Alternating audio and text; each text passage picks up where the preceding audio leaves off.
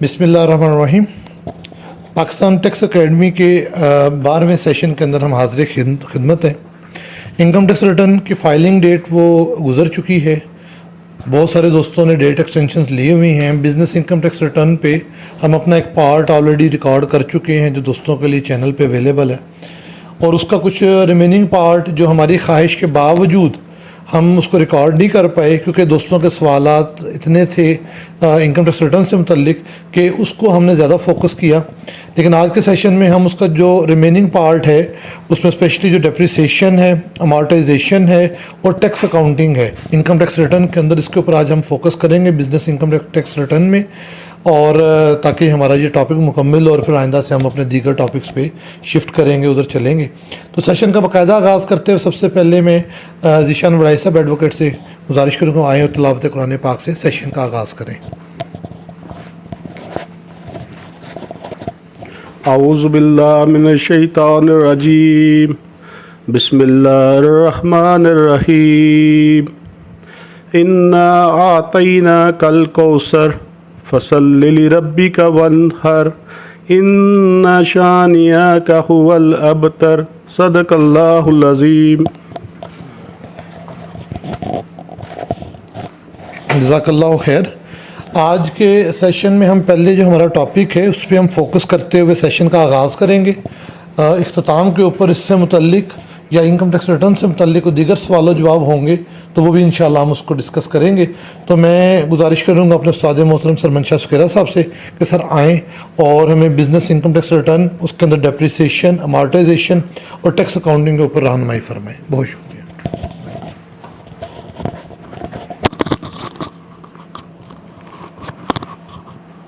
इसको थोड़ा आगे करें, नजर नहीं आता।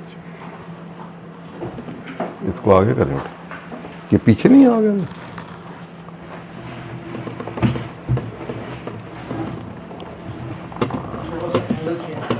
एंगल चेंज करें।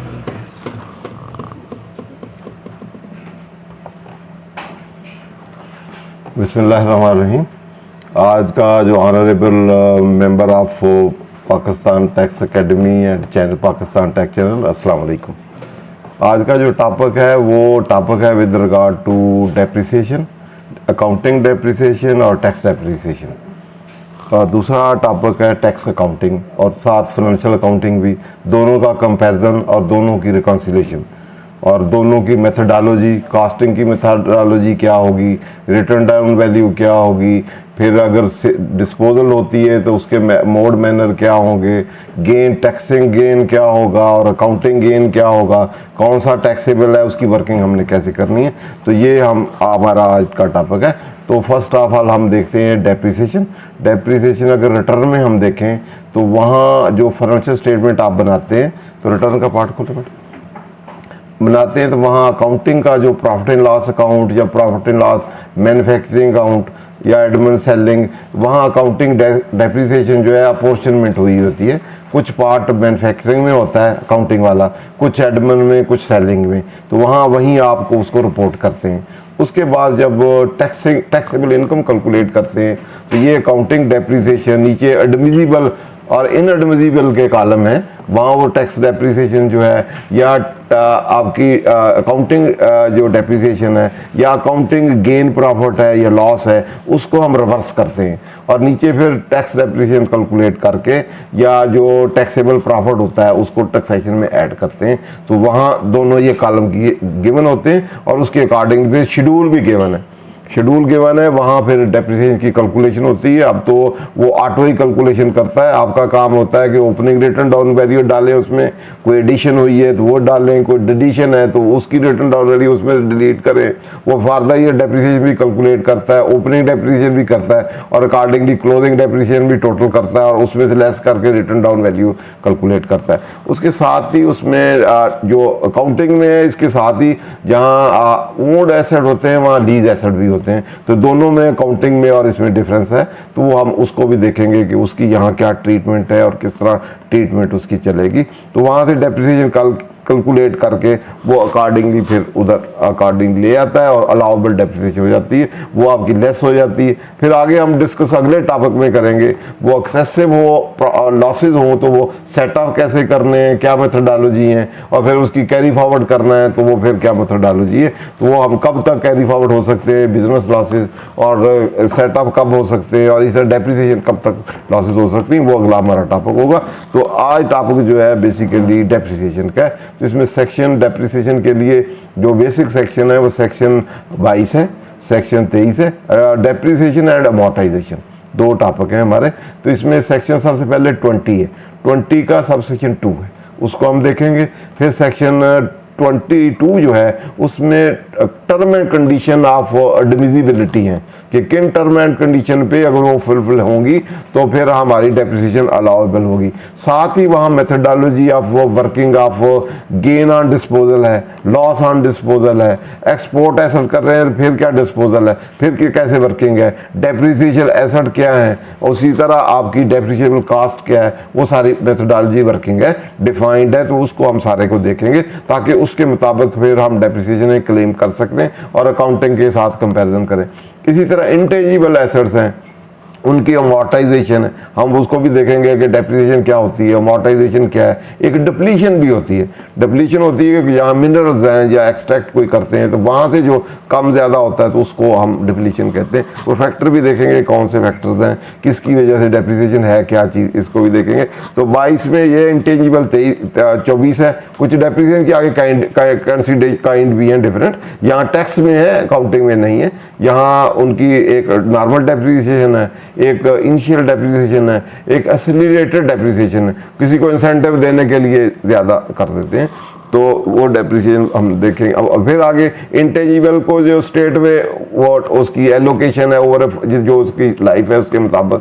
इसी तरह फिर प्री ऑपरेटिंग एक्सपेंसेस है, बिजनेस कमेंस होने से पहले एक्सपेंडिचर आपके हो जाते हैं। अभी आपने स्टार्ट नहीं किया, फिजिबिलिटी रिपोर्ट बनाई है या आपने ट्रायल रन हो गए या कोई और चीज़ हो गए, वो अमोर्टाइज नहीं, अगर आपने कैपिटलाइज नहीं किए तो उसके लिए भी अलग मेथोडोलॉजी है, तो उसका इंसेंटिव दिया गया किस तरह आप उसको कर सकते हैं। तो ये रिलेशन से होगा। और थर्ड शेड्यूल जो है उसमें रेट है गिवन है, और प्रोसीजर आपने रिटर्न के साथ क्या क्या चीज़ें करनी है, कैसे क्लेम करना है, जो रूल रेगुलेशन गिवन है वो रूल 12 है। पहले सबसे पहले हम काम कर लेते हैं, इजी कर लेते हैं कि डेप्रिसिएशन के अकाउंटिंग में मेथोडोलॉजी है, वहाँ डिफरेंट मेथड हैं, डिफरेंट रेट है।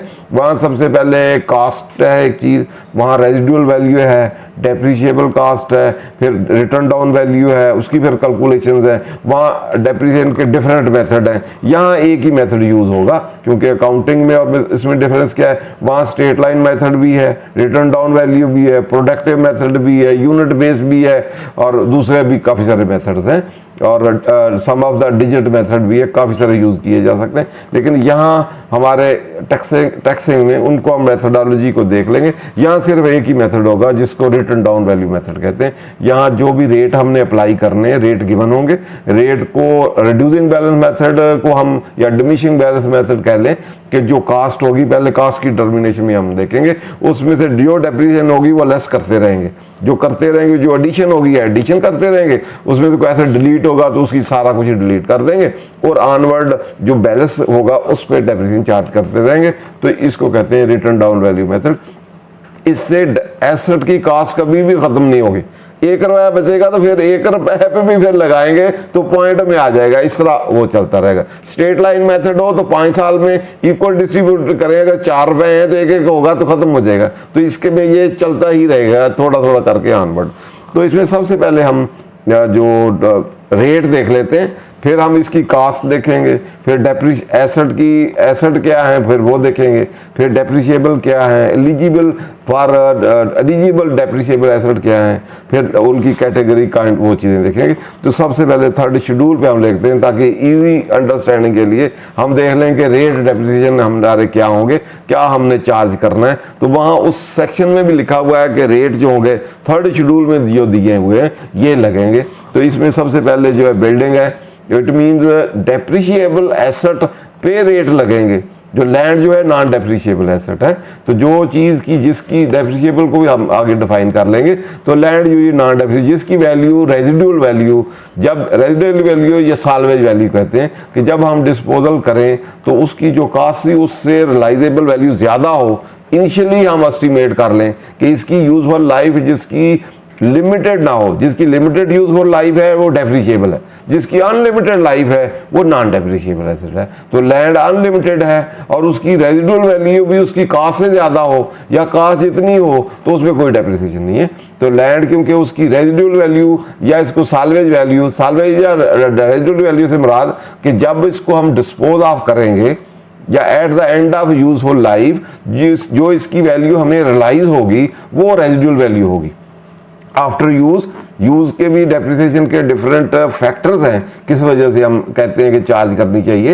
एक तो ये है कि फिजिकल फैक्टर है, वियर टियर होती है जब आप इस्तेमाल करेंगे, जिसको पंजाबी में हम घसाई कह सकते हैं, तो उसमें वियर टियर एक फैक्टर है। एक टेक्नोलॉजी की कल फैक्टर है, जैसे कंप्यूटर है 2-3 साल बाद वैसे एब्सोलीट हो जाते हैं, पुराना नया मॉडल आ जाता है। इस तरह ऑब्सोलिसेंट फैक्टर है या एनवायरमेंटल फैक्टर है, कुछ चीज़ें ऐसे हैं एनवायरमेंट इम्पैक्ट करती हैं तो उससे वो उसकी इम्पेयरमेंट या अदरवाइज उनकी वैल्यू या अमाउंट या उनकी कंडीशन चेंज होती है, तो उसकी वजह से ये फैक्टर है कि जिसकी वजह से चार्ज करते हैं। अकाउंटिंग में इन फैक्टर को यूजुअली कंसीडर नहीं करते। अकाउंटिंग में ऐसे अकाउंटिंग मेथोडोलॉजी में ये है कि ये तो जर्नल है ना कि ऐसे इस वजह से डेप्रिसिएशन। अकाउंटिंग में कहते हैं कि जो कास्ट है जो आपने आज इनकर की, कुछ तो एक्सपेंडिचर होते हैं, हम समझते हैं इस साल इनकर की है तो उसके इस साल ही बेनिफिट आ गए, उसको हमने उससे जो रेवेन्यू जनरेट किया, एक्सपेंडिचर इनकर किया है for the purpose of earning of revenue. जैसे हमने परचेज रॉ मटेरियल किया है, उसकी बनाया बेचा है तो उससे रेवेन्यू भी आ गया, तो इसी साल का ही है।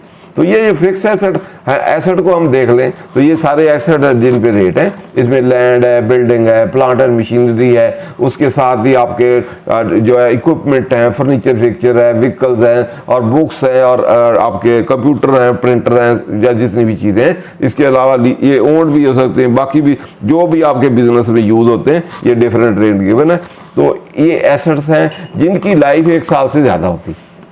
वो वाले एक्सपेंडिचर जो हैं उनको हम इनकर करते हैं तो उनका बेनिफिट जिस साल में इनकर करते हैं उसी साल में रियलाइज हो जाता है, इकोनॉमिक बेनिफिट। ये जो एक्सपेंडिचर हैं ये लॉन्ग टर्म एक्सपेंडिचर है या इसको कैपिटल एक्सपेंडिचर कह लेते हैं, या फिक्स एसेट की टर्मिनोलॉजी में हम अकाउंटिंग टर्मिनोलॉजी में इसको कहें तो हम कह देते हैं नॉन करंट एसेट है। नॉन करंट एसेट में फिर आगे हम कहते हैं फिक्स एसेट है। फिक्स की फिर आगे कैटेगरी कर सकते हैं कि ये टेंजिबल है या इंटेंजिबल है, फिर देख सकते हैं मूवेबल है या इमूवेबल है। ये किसी नेचर के मूवेबल में आपकी जो प्रॉपर्टी टेंजिबल भी हो, एक जगह से दूसरी जगह मूव कर सकते। लैंड बिल्डिंग को मूव नहीं कर सकते, मशीनरी कुछ मूवेबल होती है कुछ इमूवेबल होती है, व्हीकल मूव होता है, फर्नीचर फिक्चर मूव कर सकते हैं, कंप्यूटर मूव कर सकते हैं, तो वो है फिक्स एसेट ही। लाइफ उनकी 1 साल से ज्यादा है लेकिन उनकी कैटेगरी आगे डिफरेंट है कि मूवेबल में भी हो सकता है, इमूवेबल में भी हो सकता है। तो वो टेंजिबल भी है। इंटेंजिबल में जैसे पेटेंट है, इंटेंजिबल जिनको हम कहते हैं, पेटेंट है, कॉपीराइट्स है या आपके ट्रेडमार्क हैं या कंप्यूटर फार्मूला है, सॉफ्टवेयर है, ये सारे उस कैटेगरी इंटेंजिबल में आ जाते हैं। तो ये इनकी डिफरेंट कैटेगरी, तो यहाँ वो स्पेसिफाई किए। फिर इनकी आगे कास्ट जो है फिर हम देखेंगे कि कास्ट कैसे डिटरमिन करनी है, फिर डेप्रिशिएबल अमाउंट कैसे है, डेप्रिशिएबल एसेट कौन से। तो यहाँ शुरू में पहले बिल्डिंग है, लेटेस्ट है ये लेटर नहीं, ये तो पुराना है।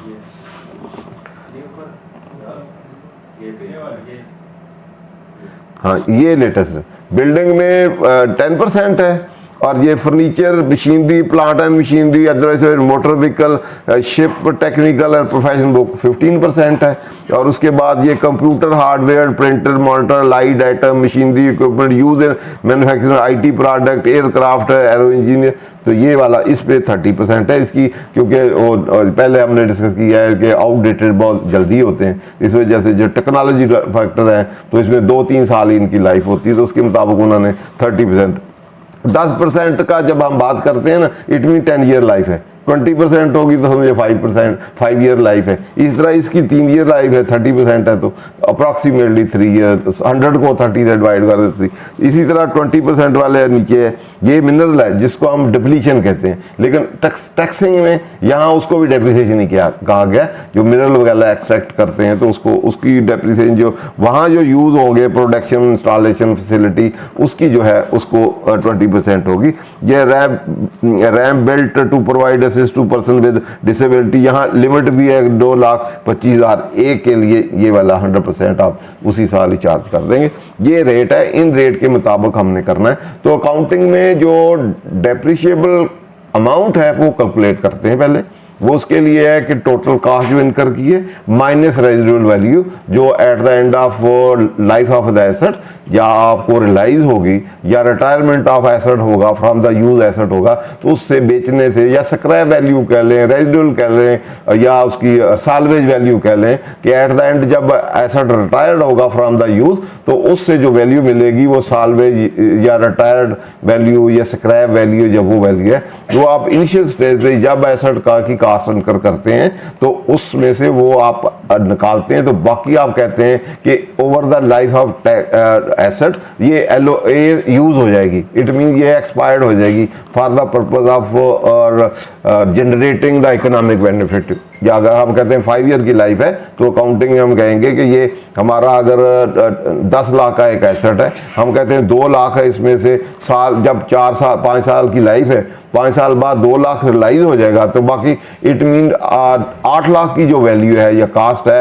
वो over a period of 5 year ये यूज हो जाएगी और इससे आपने रेवेन्यू जनरेट किए होंगे। तो इट मीन्स ये जो 8 लाख है ये एक एक्सपेंडिचर हो जाएगा, एक्सपायर्ड पोर्शन ऑफ कास्ट होगा। तो उसको हमने कहा ये 5 साल में यूज होना है, तो जो भी पैटर्न ऑफ यूज है उसके मुताबिक 5 साल में इसको एलोकेट कर दें।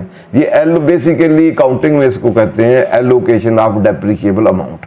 यहाँ हमने वियर टीयर ये वो जनरल फैक्टर्स हैं, तो अकाउंटिंग में हम कहते हैं कि ये कास्ट जो है ये कास्ट इनिशियली कास्ट एक्सपेंडिचर नहीं होता बल्कि कास्ट का जो एक्सपायर्ड पोर्शन होता है, एक्सपायर्ड में जो यूज्ड पार्ट होता है, जैसे जैसे यूज होता जाता है वो एक्सपेंस बनता जाता है। Expense mean use part of the asset या कास्ट। कास्ट का जो कास्ट और एक्सपेंस में अगर आप डिफरेंस देखें कि क्या है, कास्ट अनयूज्ड पार्ट है और एक्सपेंस यूज पार्ट है। किसी चीज को कोई भी चीज इनकर करते हैं आप, जैसे आप परचेजेज ही हम खरीदते हैं, कुछ गुड परचेज करते हैं, जो ड्यूरिंग द ईयर सेल कर देते हैं वो एक्सपेंस बन जाती है क्योंकि यूज्ड है, डिस्पोज ऑफ होगी। जो अनयूज जो क्लोजिंग स्टॉक होता है वो उसको हम बैलेंस शीट में ऐसे शोट करते हैं, वो कास्ट होती है। इनिशियली सारी कास्ट होती है, कास्ट में से जो यूज हो गई वो एक्सपेंस बन गया, जो अनयूज हुआ उसको हमने बैलेंस शीट में एज ए एसेट शो कर दिया। जैसे जैसे जिस जिस साल में वो यूज होगी उसी साल में एक्सपेंस बनता जाएगा। तो ये जो कैपिटल एक्सपेंडिचर्स हैं इनकी कास्ट को जो यूज होनी over a period of time जो उसकी लाइफ है तो उसको उसके मुताबिक हमने एलोकेट करना है अकाउंटिंग में। यहाँ उसको कैसे एलोकेट करना है, यहाँ रेजिडुअल वैल्यू या स्क्रैप वैल्यू या उसका जो इसका कोई कंसेप्ट नहीं है। इसमें सारी कास्ट कोई अदर देन लैंड, लैंड का उन्होंने कहा सारी रेजिडुअल वैल्यू है, इस पर चार्ज होना नहीं, डेप्रिसिएबल एसेट ही नहीं है। तो बाकी जितने एसेट्स हैं उसको जो भी कास्ट इनकर होगी, कास्ट का हम आगे देखते हैं कि कास्ट की कैसे डिटर्मिनेशन होनी है, तो वो सारी की सारी जो भी कास्ट डिटर्मिन होगी उसके मुताबिक उसकी फिर इन रेट पे डेप्रिसिएशन चार्ज करनी है। डेप्रिसिएशन के यहाँ 3 किस्म की डेप्रिसिएशन, एक डेप्रिसिएशन है आपकी नॉर्मल अलाउंस से, नॉर्मल डेप्रिसिएशन, फिर दूसरी आपकी इनिशियल अलाउंस, तीसरा एक्सेलरेटेड डेप्रिसिएशन। तो ये रेट देख लीजिए सारे। रेट के बाद सेक्शन 20 का 2 देखें।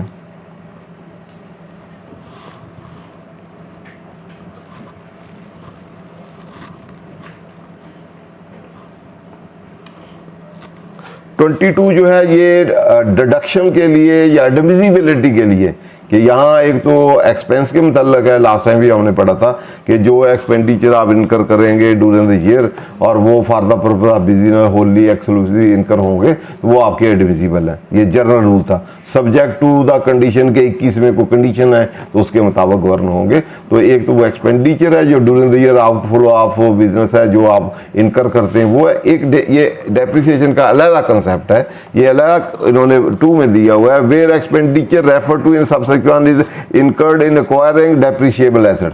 तो जो डेप्रिशिएबल एसेट है, अब ये ओवरऑल एसेट नहीं है, जो डेप्रिशिएबल एसेट पे आपने इनकर किया है या इंटेंजिबल पे आपने इनकर की है और यूजफुल लाइफ उसकी मोर देन 1 ईयर है या प्री कमेंसमेंट एक्सपेंडिचर है, तो उस सिचुएशन में वो डेप्रिसिएट करना है या मॉडरेट करना है इन अकॉर्डेंस विद सेक्शन 22, 23, 24 एंड 25। मतलब 23, 24, 25 के आपने जितना भी डेप्रिसिएशन अलाउ से लेना है उसकी जो subject to term and condition जो है वो 22 की, 23 की और 23B की और 24 और 25 की जो टर्म एंड कंडीशन है उसके मुताबिक वहाँ जो कुछ लिखा हुआ है उसके मुताबिक आप डेप्रिसिएशन ले सकते हैं। वो अकाउंटिंग वाली डेप्रिसिएशन, अकाउंटिंग मेथडोलॉजी डिफरेंट हो सकती है, लेकिन यहाँ जो मेथड्स होंगे, प्रोसीजर्स होंगे या रेट होंगे वो इसके मुताबिक चलेंगे। तो पहले एडमिजिबिलिटी के मतलब जो लॉ है वो आपका 20(2) है, यहाँ डिविजिबिलिटी है। आगे सब्जेक्ट टू कंडीशंस है, 22 में नॉर्मल डेप्रिसिएशन है,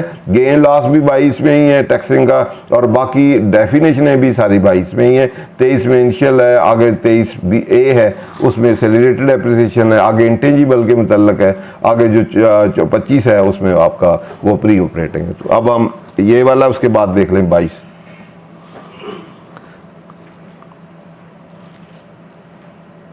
22 के सबसे पहले 22 को देखने से पहले हम आखिरी दो जो रूल्स हैं, 13 आखिरी वाला जिसमें ये ऐसा डिफाइंड है उसको हम देख लेते हैं, फिर हम स्टार्ट से इसको देख लें।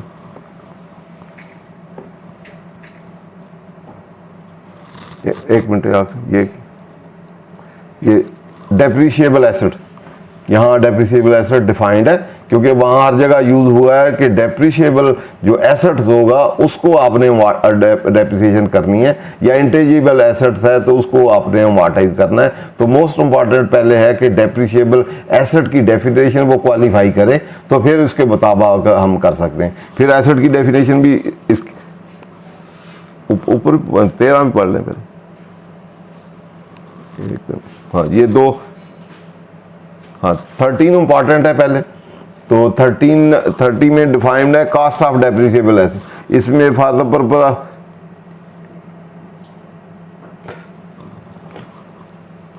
इसमें कुछ रूल्स हैं, ये जो सेक्शन 13 है इसमें रूल्स दिए गए हैं कि जब आपने रिस्ट्रिक्शन दिए गए हैं कि आपने डेप्रिसिएशन चार्ज करनी है तो किस लिमिट तक करनी है, या लीजिंग है उस पर कैसे करनी है, या ये व्हीकल है तो उसकी भी लिमिट उन्होंने, अदरवाइज डेप्रिसिएबल कास्ट या डेप्रिसिएबल एसेट पे ही करनी है तो कुछ लिमिट इसमें स्पेसिफाइड है। गेन के लिए कुछ लिमिट है कि गेन आपने कितना रिकॉग्नाइज करना है, या डेप्रिसिएशन आपने उसके लिए कास्ट कितनी आप एट द मैक्स ले सकते हैं। तो इसमें 4-5 रूल्स ये हैं। इन रूल को और नीचे वाले को पढ़ के फिर कास्ट की और कंसीडरेशन जो है हमने रिसीव करनी है उसकी रिसीव है, और फिर मोड ऑफ एक्विजिशन क्या है वो हम अलग सेक्शंस हैं वो इसमें ही रेलेवेंट है, लेकिन उनको हम देखेंगे। तो पहले हम ये देख लेते हैं कि the cost of depreciable asset being a passenger transport vehicle not playing for hour shall not exceed 2.5 million. जो आपको गाड़ी, जैसे आपकी गाड़ी है आप उसमें यूज़ करते हैं,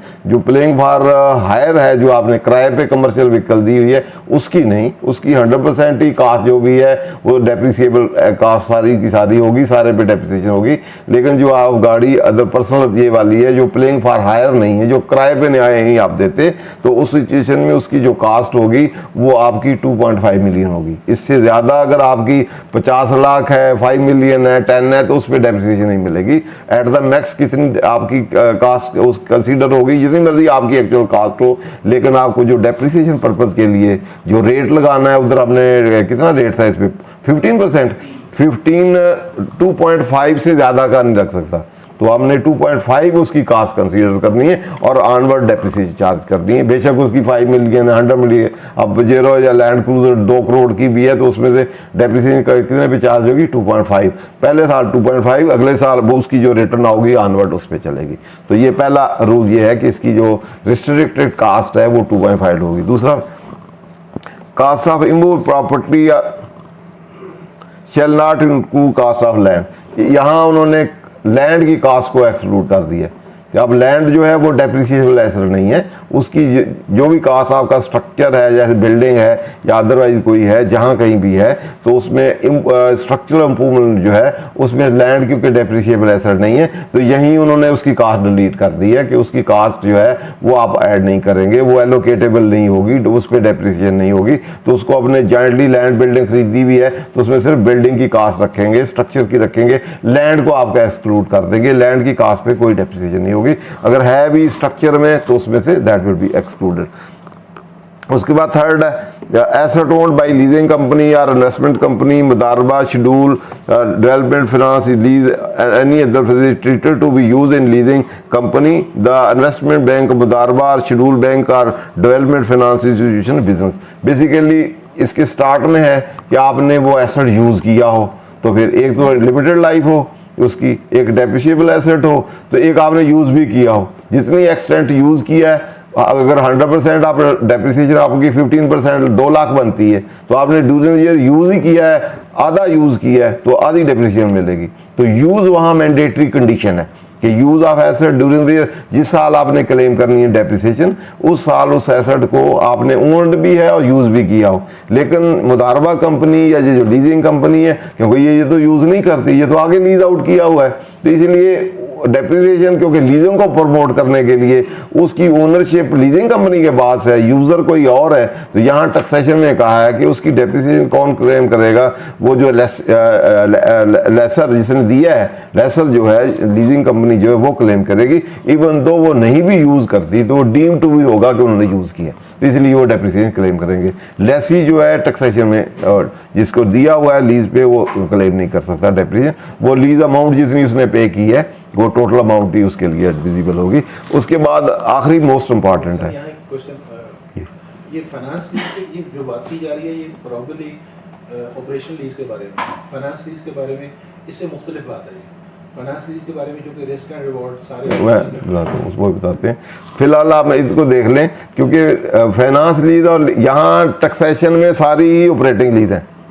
सर माजरत में 7 शेड्यूल में जाएंगे तो उसका 1A जो है वो पहले इसी को सारे को डील कर रहा है और एंड के ऊपर उसको एक्सक्लूड करता है फाइनेंस लीज के साथ। सुन लेना मेरी बात, यहाँ क्योंकि अगर सेक्शन 28 देखें ना, तो टैक्सिंग में 100% लीज पेमेंट का जो आप देंगे वो डिविजिबल है।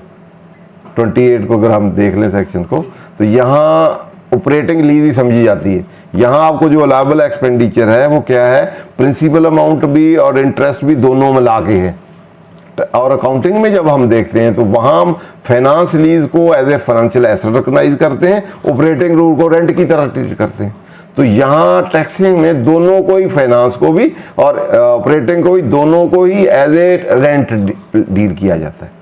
जितनी भी अगर हमने अकाउंटिंग में एसेट रिकॉग्नाइज भी किया हुआ है, डेप्रिसिएशन भी चार्ज की है, उधर लोन भी रिकॉग्नाइज किया है, लोन पे रेंट भी दिया, इंटरेस्ट भी दिया हुआ है, तो यहाँ हम क्या करेंगे, जो accounting point of view depreciation है वो रिवर्स कर देंगे, जो इंटरेस्ट रिकॉग्नाइज किया है वो भी रिवर्स कर देंगे। क्योंकि दो चीज़ें हमने की ना, एक हमने डेप्रिसिएशन लीज एसेट पे जो फाइनेंस लीज है वो रिकॉग्नाइज किया है, दूसरा आपने इंटरेस्ट और लोन पे किया हुआ है या लीज अमाउंट पे जो लीज फाइनेंसिंग लीज उस पर रिकॉग्नाइज किया है, दोनों को हमने रिवर्सल कर देना है अकॉर्डिंग टू सेक्शन 28। अब हमने क्लेम क्या करना है, क्लेम हमने करना है lease payment during the year, जो भी लेस लीजिंग कंपनी को हमने दी है, जितनी भी अमाउंट, वो प्रिंसिपल भी हो सकती है, इंस्टॉलमेंट भी होती है, वो 100% अलाउबल है, उसमें प्रिंसिपल भी शामिल है, इंटरेस्ट भी शामिल है। तो इसलिए जो अकाउंटिंग ट्रीटमेंट फाइनेंस की है वो सारी, जैसे अकाउंटिंग डेप्रिसिएशन रिवर्स होती है, इसी तरह से फाइनेंस लीज अकाउंटिंग में रिकॉग्नाइज होती है, यहाँ नहीं होती। अकाउंटिंग का जब आपका फिक्स एसेट होगा उसमें वो एसेट भी होगा, डेप्रिसिएशन में भी। यहाँ जो फिक्स एसेट का रूल है टैक्सिंग में, वहाँ फाइनेंस लीज का कोई काम नहीं है, यहाँ कोई कॉलम ही नहीं है। अगर आप देखें रिटर्न में, तो रिटर्न में कोई कॉलम नहीं है लीज एसेट का, ना उसकी कास्ट है ना डेप्रिसिएशन है, कोई चीज़ है। लेकिन हमारे जो अकाउंटिंग बनेंगे, अकाउंटिंग उसमें फिक्स एसेट में ओन्ड एसेट भी होंगे, लीज एसेट भी होंगे, वो लीज होंगे फाइनेंस एसेट, जिसमें फेयर वैल्यू ज़्यादा हो, यूजफुल लाइफ जो उतनी ही जितनी उसकी फेयर वैल्यू हो या प्रेजेंट वैल्यू हो, डिफरेंट कंसेप्ट है उसके, जिनकी लाइफ ज़्यादा हो। जो लीज आपका टर्नओवर है उसमें ही वो यूज़ हो जाती हो, या आपको एट द एंड उसकी ओनरशिप आपको ट्रांसफ़र करनी हो, उसको हम फाइनेंस लीज कहते हैं। या उसकी प्रिंसिपल अमाउंट की जो प्रेजेंट वैल्यू है उसकी जो फेयर वैल्यू है उसके बराबर हो, तो 4-5 उसमें कंसेप्ट है, तो उसको हम रिकॉग्नाइज करते हैं कि वो फाइनेंस लीज है। जो आपकी एंड पे ट्रांसफ़र आपका ओनरशिप ना हो, वो रेंट की तरह ही है, आपको इक्विपमेंट ने रेंट पे रेंट देते रहे, 4 साल बाद ना दे तो वापस हो गई, तो उसको हम operating lease rental just like lease amount को हम कहते हैं कि ये रेंट अमाउंट पे। यहाँ जो टैक्सेशन है यहाँ हमने थ्रू रिकॉन्सिलेशन रिकंसाइल करना, यहाँ रिकॉग्नाइज एज ए उसको एसेट नहीं किया जाता, और एसेट फिक्स शेड्यूल जो है जहाँ डेप्रिसिएशन कैलकुलेट होती है यहाँ कोई नहीं कैलकुलेट होती। यहाँ अगर आपने अकाउंटिंग में चार्ज की हुई है तो अकाउंटिंग की डेप्रिसिएशन का साथ ही रिवर्स हो जाएगी, और उसके बाद आगे हम टैक्स डेप्रिसिएशन क्लेम करते हैं तो लीज वाले एसेट पे कोई नहीं कैलकुलेशन होगी, तो वो डेप्रिसिएशन क्लेम नहीं हम करेंगे। उसकी जगह पे क्या करेंगे, यहाँ इंटरेस्ट हमने लीज एसेट पे किया वो भी रिवर्स कर देंगे, उसकी डेप्रिसिएशन रिवर्स कर देंगे। यहाँ lease amount during the year जो पे की है वो हम एज ए लेसी जो है वो क्लेम करेंगे, और सेक्शन इसके लिए 28 जी। जो 7 शेड्यूल है वो उसमें computation of gains and losses for banking companies और ये मुतालबा कंपनी इनके बारे में है, और उसके अंदर जो ना उसको 1A उसके अंदर वैसे वही ऑपरेटिंग लीज वाली सारी बात लिखी है, लेकिन उसके बाद उसको एक्सक्लूड कर दिया है स्पेसिफिकली कि फाइनेंस लीज के अंदर बैंक उसको डेप्रिसिएशन जो है ना वो उसको नहीं लेंगे। तो बेसिकली 2 पार्टी होगी, एक बैंक हो गया और एक लेसर। एक लेसर, अब अभी बात जो मैंने की है वो लेसी के लिए की कि लेसी ने एसेट रिकॉग्नाइज करा, उसने तो उसकी तो ओनरशिप है, ठीक है ना, वो तो उसने तो ओनरशिप दी नहीं, वो तो एट द एंड ऑफ वो लीज टर्म ओनरशिप देगा ना, तो उसके बाद फिर ये रिकॉग्नाइज करेगा। अब तो ओनरशिप सर अगर जो इसका आखिरी फिक्र है ना, वो no allowance on deduction under this rule shall be admissible on asset given on finance lease. ये बेसिकली बैंकिंग के बारे में है कि बैंक जो है वो बैंक मुदारबा कंपनी और सो ऑन सो फोर्थ ये सारे लोग जो ना लेंगे अपनी कम्युनिकेशन इस तरह से करेंगे, लेकिन इन फाइनेंस लीज के बारे में वो ये नहीं ले पाएंगे। तो इसका मतलब ये है दूसरे लफ्जों में कि जब ये बैंक नहीं ले सकेगा तो इसका मतलब है कि ये जो लेसी है फिर वो इसको क्लेम कर सकेगा। नहीं, ऐसे नहीं है, क्योंकि सेक्शन 28 पढ़ लें, अगर वो कर सकता है तो फिर तो फिक्स शेड्यूल में भी होना चाहिए। ये बैंकिंग के लिए स्पेशल प्रोसीजर्स हैं, क्योंकि बैंकिंग आप लीजिंग कंपनी बैंक मुदारबा उसकी तो ओनरशिप है, वो तो डेप्रिसिएशन क्लेम कर सकता है। डेप्रिसिएशन ना एक स्टैच्यूटरी अलाउंसेस है, चाहे ला किसी को दे या ना दे, ये उस तरह नहीं जैसे एक्सपेंडिचर होता है जो मर्जी रेट दे दे, ठीक है ना, ये एक इंसेंटिव है, इंसेंटिव एक्सपेंडिचर की तरह नहीं है, ये स्ट्रेचरी इसको अलाउंसेस कहते हैं। पहले स्ट्रेचरी का वर्ड यूज होता था, तो चाहे पहले साल ही सारा दे दे स्टेट, कुछ भी ना दे, ठीक है। तो ये जस्ट लाइक जैसे हम एक्सपेंडिचर थे, यहाँ टैक्सिंग में इसको एक्सपेंडिचर नहीं समझा जाता, इसके लिए इसलिए सेक्शन 28 अलग है। फाइनेंस एक्सपेंस को भी एक्सपेंडिचर नहीं समझा जाता, 28 है, इसमें होगा lease rental income by percentage, यहाँ डेप्रिसिएशन नहीं लाओ, ठीक है। यहाँ क्या है, ये लीज रेंटल ड्यूरिंग ईयर जो है आपको लीज रेंटल जो दिया है आपको वो लाओबल है, और डेप्रिसिएशन वाले चैप्टर में इस पे उस पर भी हम देख लेते हैं, उस पर भी आएगा, तो उसमें डेप्रिसिएशन उसको लाओबल है, इसको नहीं। तो फिक्स एसेट का शेड्यूल देखें, वो भी निकाल के दिखाएं, उसमें कोई लीज एसेट है कहीं, नहीं है, नहीं है तो क्लेम नहीं कैलकुलेट नहीं कर सकते। कोई लीज जो डेप्रिसिएशन के रेट है उसमें है कहीं रेट, नहीं तो भाई उसमें फिक्स एसेट जो काउंटिंग में बनता है उसमें फाइनेंस एसेट लीज एसेट अलग होते हैं, दूसरे अलग होते हैं, ठीक है। इसलिए यहाँ पे वो लीज अमाउंट पे तो डबल उसको हो गया, एक लीज की भी सारी फिगर वो भी अलाउ हो, डेप्रिसिएशन भी हो, इंटरेस्ट अलग भी हो, नहीं समझ। फिर तो अगर आपकी बात मान ली सर, फॉर आर्गूमेंट में मान लेता हूँ, एक तो डेप्रिसिएशन लाओगी, एक लीज अमाउंट जो मैंने प्रिंसिपल उसी प्राइस की दी है वो भी होगी, इंटरेस्ट पहले ही मैंने अकाउंटिंग में चार्ज वो भी लाओगे, इधर लीज अमाउंट में भी है, फिर तो डबलिंग होगी सारी। इसीलिए लेजिस्लेटर ने यहाँ लीज अमाउंट को as a admissible finance charge, उसमें प्रिंसिपल भी अमाउंट है, दोनों को अगर हम मिलाएं, डेप्रिसिएशन को और इंटरेस्ट को जो हमने अकाउंटिंग में रिकॉग्नाइज किया तो लीज पेमेंट बनती है, ठीक है। एक डेप्रिसिएशन, अकाउंटिंग में हमने क्या किया, 2 चीजें रिकॉग्नाइज की, एक डेप्रिसिएशन और एक इंटरेस्ट प्रिंसिपल समझ लें इक्वल टू डेप्रिसिएशन, यहाँ दोनों रस किए और लीज अमाउंट जो है जिसमें प्रिंसिपल है और इंटरेस्ट है दोनों अलाउ कर दी उसके बराबर ही, ठीक।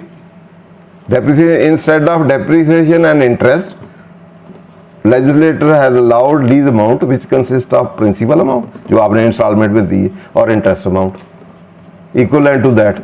अगर आपकी बात मान ले वो भी अलाउ हो ये भी अलाउ हो फिर तो डबलिंग होगी तो फिर उससे कास्ट से भी ज्यादा बढ़ जाएगी। अगला हमारा रूल वो कहता है कि कास्ट से नहीं बढ़नी, ठीक। आगे fourth is where consideration received on a disposal of immovable property exceed the cost of property, the consideration received shall be treated as a cost of the property।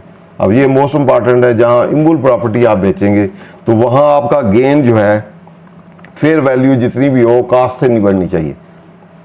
It mean जितनी आपने depreciation claim की है वो differential जो है उस cast जो है आपकी उस तक आपकी डिस्पोजल प्राइस कंसिडर की जा सकती है, वही आपका प्रॉफिट लॉस आपने कैलकुलेट करना है। रिटर्न डाउन वैल्यू आपने लेस करनी है फ्रॉम द डिस्पोजल प्राइस। तो डिस्पोजल प्राइस क्या होगी आपकी, इस जो आपकी कास्ट है ओरिजिनल उससे उतनी या उससे कम हो सकती है, उससे ज़्यादा नहीं हो सकती। ज़्यादा वाला आप गेन नहीं रिकग्नाइज कर सकते।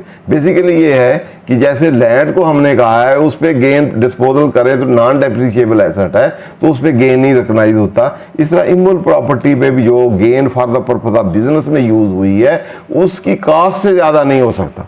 तो कास्ट जितनी है और रिटर्न डाउन वैल्यू के दरमियान आपने यूज कितनी की है, अलाउबल डिडक्शन कितनी हुई है, डेप्रिसिएशन है।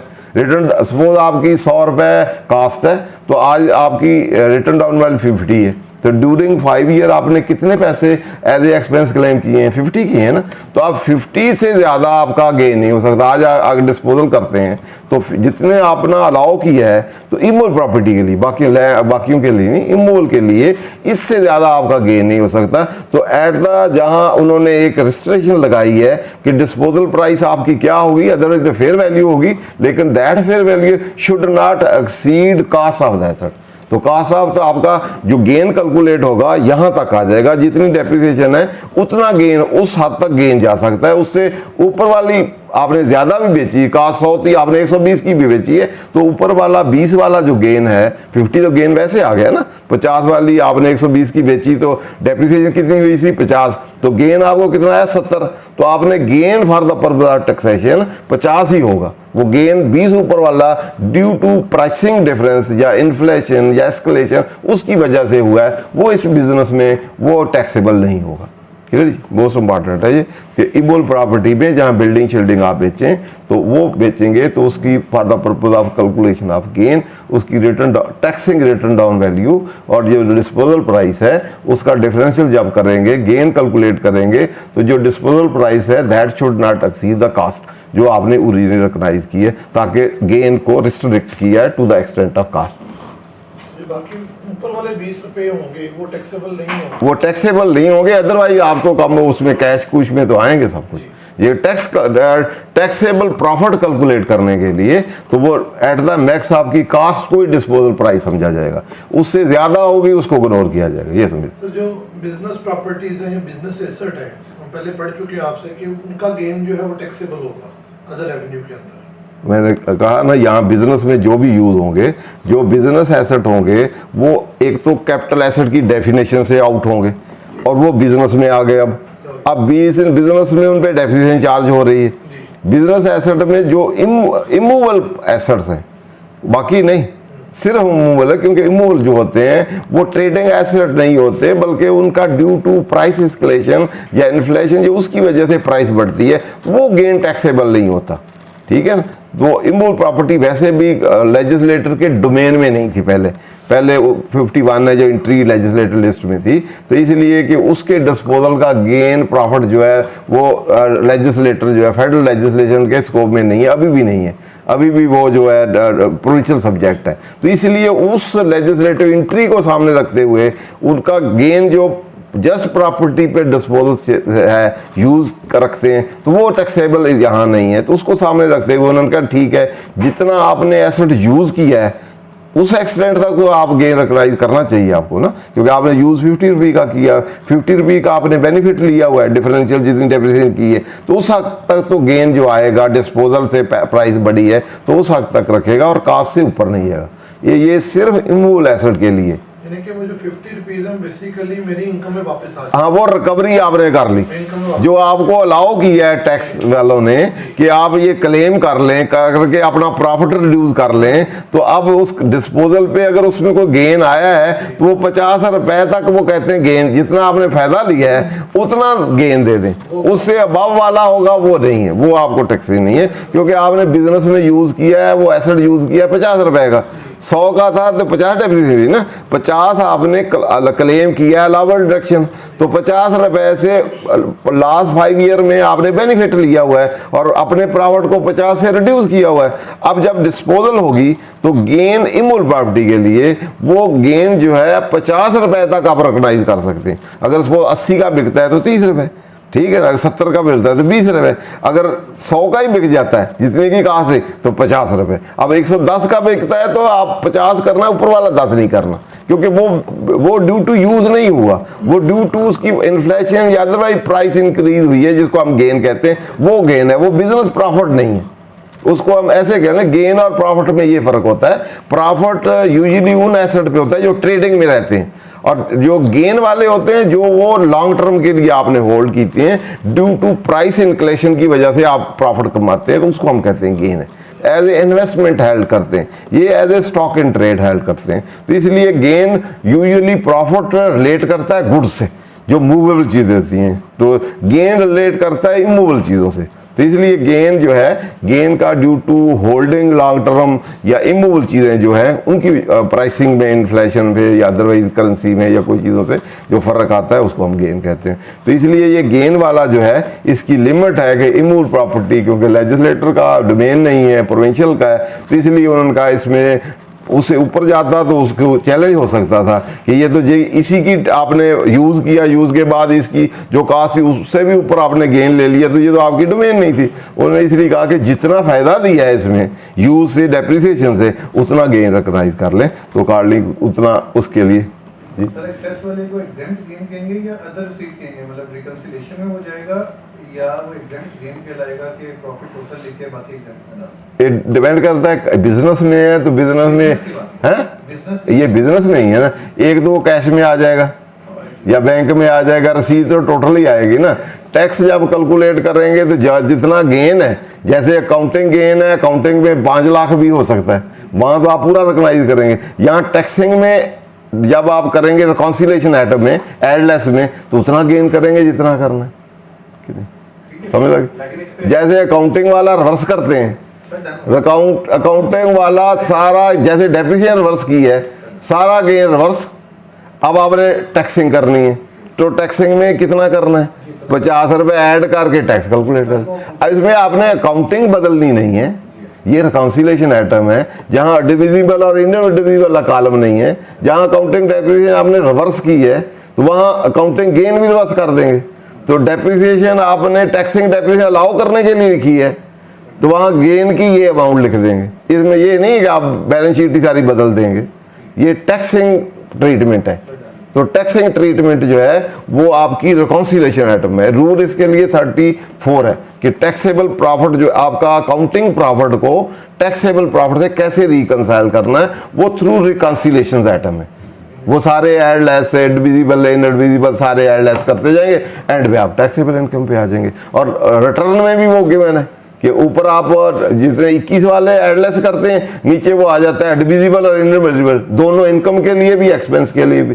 तो आप अकाउंटिंग जैसे डेप्रिसिएशन ऐड करते हैं, वो ऐड करते हैं तो अकाउंटिंग प्रॉफिट पहले एडेड है तो उसको आप लेस कर देंगे। तो ये वाला गेन जो है, ये आप पहले इसको आप उस इनकम में ऐड कर देंगे, उसको लेस करेंगे, इसको ऐड कर देंगे, ताकि आप ये गेन इनकम में एडिशन होगी तो टैक्सेबल में ऐड हो जाएगा। तो इसमें उसका कोई तल्लक नहीं, जो मिसकंसेप्शन है कि ऐसे ऐसे कर ले, ठीक है। तो डेप्रिसिएबल एसेट, डेप्रिसिएबल एसेट वो हमने कास्ट के मतलब कोई रिस्ट्रिक्शन रूल हमने पढ़े हैं, और उसके साथ ही हम देखेंगे सेक्शन है 73, 60, 75, 76, 77 वो इंपॉर्टेंट है, वो पढ़ते हैं। पहले इसको देख लेते हैं क्योंकि उसका रिलेशन पहले वाले से है। कास्ट के कि कास्ट हमने कैसे डिटरमिन करनी है और मोड ऑफ एक्विजिशन क्या क्या हो सकते हैं, उनमें आपने कास्ट कैसे डिटरमिन करनी है। फिर मोड ऑफ डिस्पोजल क्या क्या हो सकते हैं, तो उसमें हमने कास्ट कैसे डिटरमिन करनी है, या डिस्पोजल प्राइस कैसे डिटरमिन करनी है, या गेन प्रॉफिट कैसे कैलकुलेट करने हैं। तो वो हम 75, 76, 77, 78 और 79 तक हैं सेक्शन, तो वो इम्पॉर्टेंट है कास्ट डिटरमिनेशन के लिए और डिस्पोजल डिटरमिनेशन के लिए। तो पहले हम ये डेप्रिसिएबल एसेट देख लेते हैं। तो depreciable mean any tangible movable property, इसमें मूवेबल प्रॉपर्टी भी है, इमूवेबल प्रॉपर्टी भी है, अदर देन अनअप्रूव्ड लैंड, इसमें फिर वो लैंड एक्सक्लूडेड है, ठीक है। लैंड के अलावा बाकी इमूवेबल प्रॉपर्टी है या मूवेबल एसेट जो भी है। And structural improvement to immovable property owned by a person. तो structural improvement to a immovable property mean जैसे बिल्डिंग है, इसमें को आगे डिफाइन है कि इसमें क्या क्या चीज़ें शामिल है। तो इसके 3 ये बेसिक कंडीशन फुलफिल करना जरूरी है कि इसकी यूजफुल लाइफ 1 साल से ज़्यादा हो। 1 साल की होगी तो उसी साल में एज ए एक्सपेंडिचर हो जाएगा। हर जगह ये लिखा होगा कि अगर विद इन ईयर है तो वो डेप्रिसिएबल नहीं होगा। तो 1 साल से इसकी लाइफ जो है ज़्यादा हो और is likely to lose value as a, वो जो मैंने कहा था फिजिकल फैक्टर शैक्टर, तो वो उन्होंने कहा नॉर्मल वियर टीयर हो, ऑब्सोलिसेंस हो, तो उससे उसकी लाइफ जो है वो कम होती हो। और is use wholly and partly by the person in driving income from business chargeable tax. तो ये एक है कि आपने यूज़ की हो for the purpose of driving income chargeable tax. वो लीजिंग वाले में उसने इसीलिए स्पेसिफिकली कहा था कि वो क्योंकि चार्ज नहीं, तो डीमिंग पर भी ऊपर डाल दी उसने कि नहीं तो अदरवाइज उसको डेप्रिसिएशन नहीं मिलनी थी लीजिंग कंपनी को। तो ये तीसरी कंडीशन थी कि डेप्रिसिएशन ऐसा उस वक्त होगा तब होगी जब ये 3 कंडीशन फुलफिल होंगी। तो ये आखिरी वाली सी वाली उस पर एप्लीकेबल नहीं थी, अदरवाइज उस लीजिंग कंपनी को डेप्रिसिएशन मिलनी ही नहीं थी। तो इसलिए उन्होंने कहा कि that will be deemed to be use by the company. तो आखिरी तीसरी वाली को फुलफिल करने के लिए तो उनके लीजिंग कंपनी जो है उसको डेप्रिसिएशन अलाउ करने के लिए तो ये प्रोविजन डाली गई। But shall not include any intangible immovable property structure to the property in relation to which depreciation has been allowed under any other section of this ordinance for the entire cost of the property approved in the tax year in which property is acquired and approved made by the। ये है कि अगर आप किसी और head में depreciation है, जैसे इनकम फ्रॉम अदर सोर्सेज है, उसमें आप लैंड बिल्डिंग और लैंड बिल्डिंग के साथ ही मशीनरी आपने किसी को लीज आउट की है, वो फिर यहाँ डेप्रिसिएशन नहीं होगी, उसकी फिर डेप्रिसिएशन आपको वहाँ मिलेगी, यहाँ नहीं मिलेगी। इसी तरह ड्यूरिंग द ईयर अगर एसेट को यूज़ हो गया तो उसकी भी डेप्रिसिएशन फिर इनकम फ्रॉम बिजनेस वाले हेड ने भी नहीं होगी। एसेट भी इधर नहीं होगा, वहाँ होगा, या उसकी डेप्रिसिएशन जो है सारी वहाँ जाएगी, फिर यहाँ नहीं होगी। उसके बाद स्ट्रक्चरल इम्प्रूवमेंट है, तो स्ट्रक्चरल इम्प्रूवमेंट यहाँ डिफाइन किया गया in relation to immovable property includes number 1 building है, रोड है, ड्राइवे है, कार पार्क है, रेलवे है, लाइन है, पाइपलाइन है, ब्रिज है, टनल है, एयरपोर्ट रनवे है, canal, dock, wharf, retaining all fences है, पावर लाइंस है, वाटर है, सीवरेज है, पाइप है, ड्रेनेज है, लैंडस्केपिंग और डैम है। Provided that where depreciation is jointly owned by a taxpayer and Islamic finance institution license by state bank of pass security expense as the case में pursuant to arrangement मुशारका मुदारबा the depreciation shall be treated to be wholly owned by the tax payer. तो इस situation में wholly owned treat किया जाएगा। तो आगे इनिशियल डेप्रिसिएशन है, इसको हम देख लेते हैं, फिर कास्ट की तरफ चलते हैं।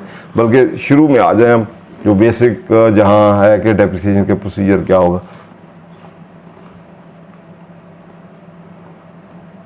A person shall be allowed depreciation for deduction for depreciation of the person depreciable asset used in the person business in a tax year। इसमें मोस्ट इम्पॉर्टेंट जो है जो हमने पढ़ा है पहले कि डेप्रिशिएबल एसेट होना चाहिए और डिडक्शन उसका अलाउबल होगा, वो हमने पहले 22 में देख लिया है। और यूज़ का वर्ड यूज़ है कि use during the tax year होगा, अगर यूज़ नहीं होगा तो फिर उसकी डेप्रिसिएशन नहीं मिलेगी। तो यूज़ के लिए लीजिंग कंपनी के लिए अलहदा उन्होंने इसके वहाँ अलहदा कंडीशन दे दी है कि डीम टू बी यूज होगा। उसके बाद subject to section 3 depreciation deduction for a tax year shall be computed by applying the rate specified in part 1 of third schedule against the return value of the asset at the beginning of the year.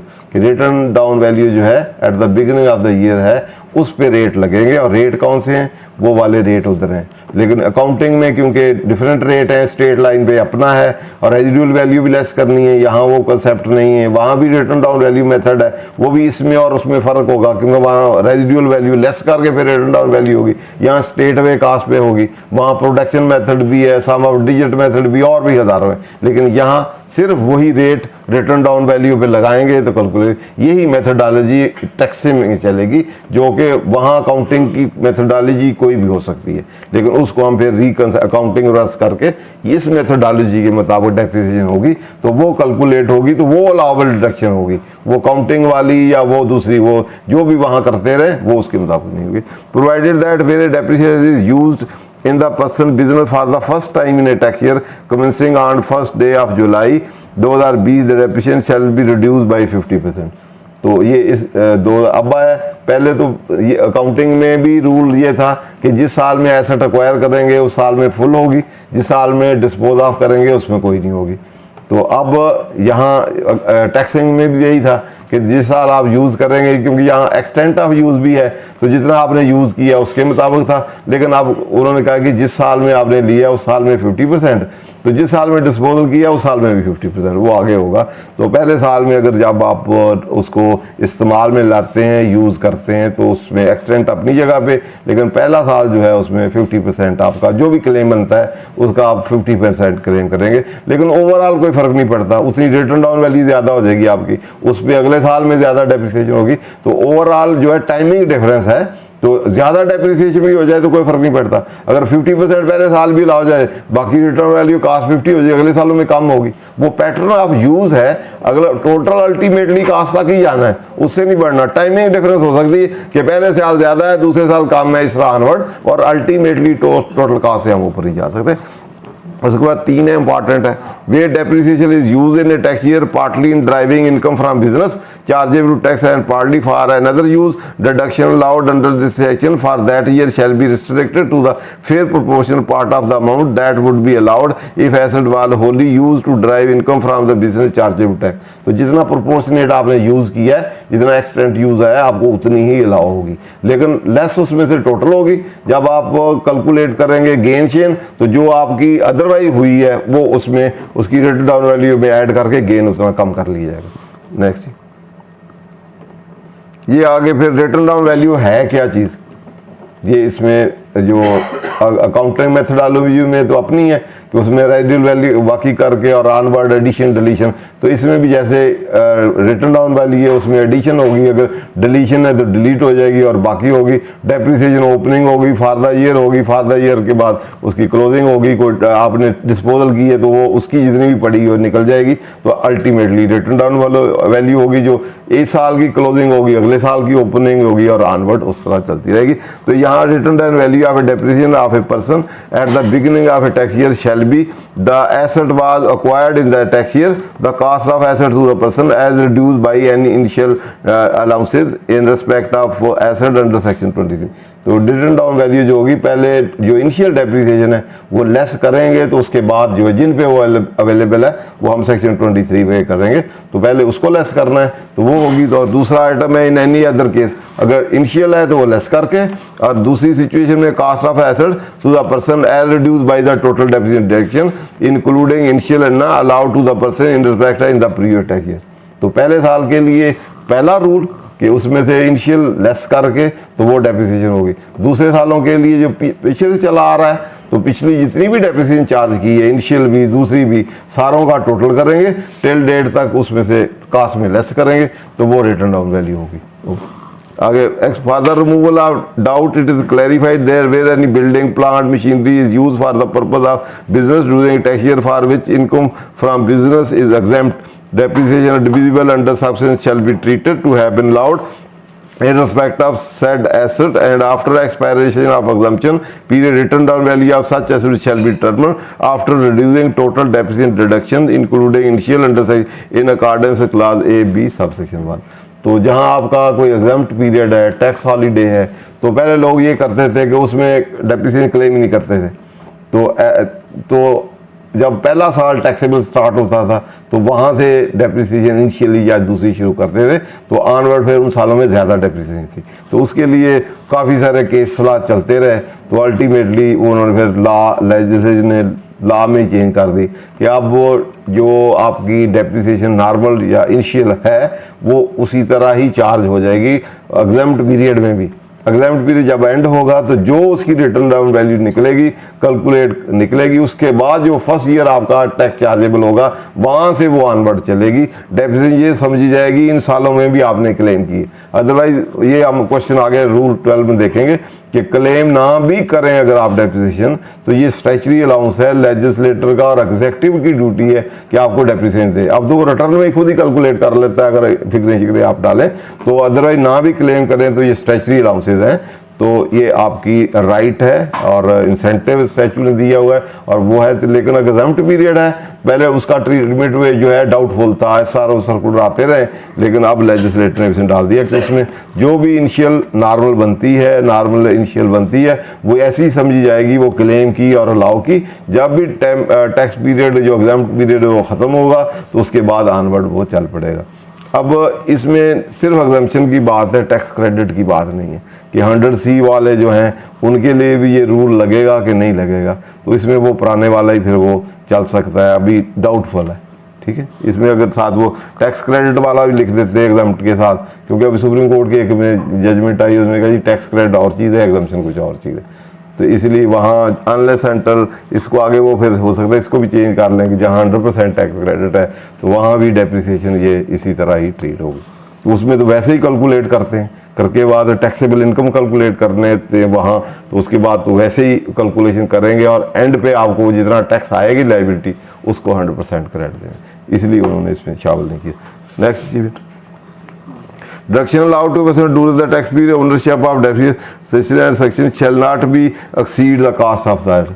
Most important है कि depreciation जो over a period या useful life में करनी है जो उसकी cast होगी उससे ज़्यादा नहीं हो सकती, तो ये भी उन्होंने उसमें कंडीशन लगा दी थी उससे, क्योंकि इसका लगाने का क्या मकसद है, बाद हम काउंटिंग में फेयर वैल्यू के मुताबिक रीवैल्यूएशन करवाते हैं, तो रीवैल्यूएशन करवाते हैं तो रीवैल्यू वाला कहता है जी बिल्डिंग की वैल्यू आपने तो 5 लाख की दी थी, आज तो आप तो करोड़ की है।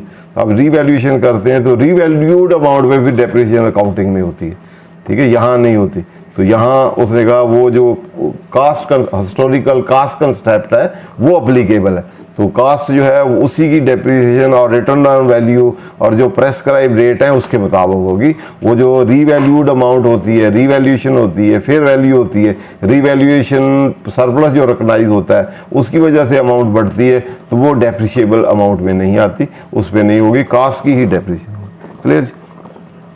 आगे डिस्पोजल के मतलब है, ये गेन लॉस के मतलब जो हम डिस्कस कर रहे थे कि उसका कैसे कैलकुलेट करना है।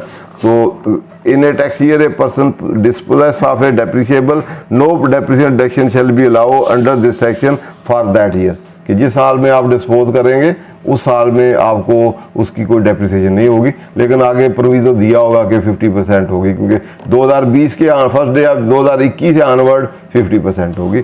तो if the consideration received exceed the written down value of the asset at the time of for disposal, the excess will be chargeable tax in that year under the head income from business। अगर disposal proceed आपकी ज़्यादा है और return down value से तो जितनी amount होगी वो आपका गेन समझे, टैक्सेबल गेन समझा जाएगा और इनकम फ्रॉम बिजनेस में उसकी टैक्सेशन होगी। इधर आगे लॉस की कंसिडरेशन है, where consideration received is less than return down value of the asset at the time of disposal, the difference shall be allowed as a deduction in computing the person income chargeable tax income from business for that year. अगर disposal कम है तो ये taxation जो आप gain की बजाय tax loss होगा तो आप लॉस उसको क्लेम कर सकते हैं। तो ये प्रोवाइडेड वाला वही है कि 2020 के ऑनवर्ड अगर आप डिस्पोजल कर रहे हैं तो उस साल में डिस्पोजल ईयर में आपको 50% डेप्रिसिएशन मिलेगी। आगे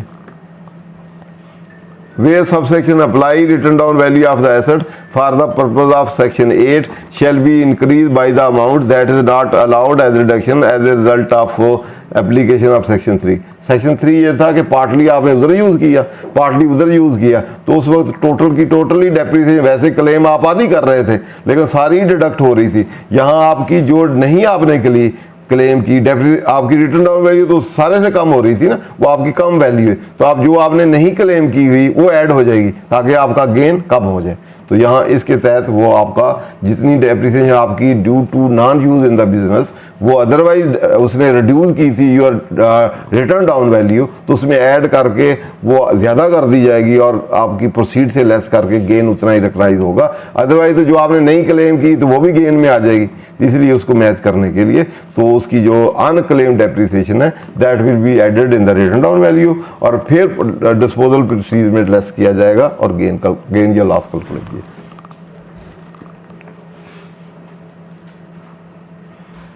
where class a of section 13 वही व्हीकल वाली में अब 2.5 मिलियन है, उसकी फिर उसने कैलकुलेशन की है कि पहले टोटल कैलकुलेट करेंगे और जितनी प्रोपोर्शनेट अलाउ है उसके मुताबिक ये ए अमाउंट रिसीव ऑन डिस्पोजल, तो गेन भी उसी तरह होगा। ये गेन नहीं कि वो भी 2.5 मिलियन से ही कैलकुलेट होगा, ये नहीं कि टोटल वैल्यू जो है उसके लिए गेन होगा, उसकी कास्ट जो है वो 2.5 तक लेके उसके मुताबिक गेन भी उसी प्रोपोर्शनेट से कैलकुलेट होगा और चार्जेबल टू टैक्स होगा, क्योंकि उसकी कास्ट 2.5 है और उसमें टोटल जो डिस्पोजल प्रोसीड होगी वो भी उसी रेशियो से डिस्ट्रीब्यूट करके गेन कैलकुलेट किया जाएगा। सब्जेक्ट टू सेक्शन 13 ये मोस्ट इंपॉर्टेंट है, ये जो 11 है 11 ये वो रूल रेफरेंस है 75, 76, 77 कि कास्ट डिटर्मिनेशन है, डिस्पोजल प्रोसीड डिटर्मिनेशन है, तो उसको कैसे डिटर्मिन करना है, तो उसके लिए वहाँ रूल जो हैं वो हमने फॉलो करने हैं, तो उसके मुताबिक कास्टिंग होगी।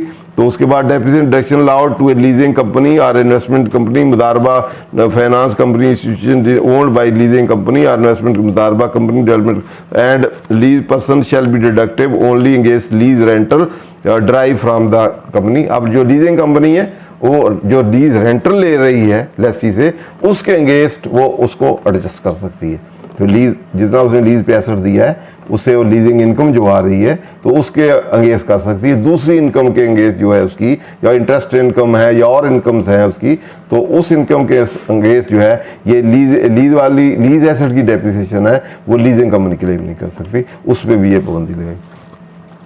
बाकी हमने नीचे देख लिया, तो अब अगले वाला देख लें इनिशियल डेप्रिसिएशन।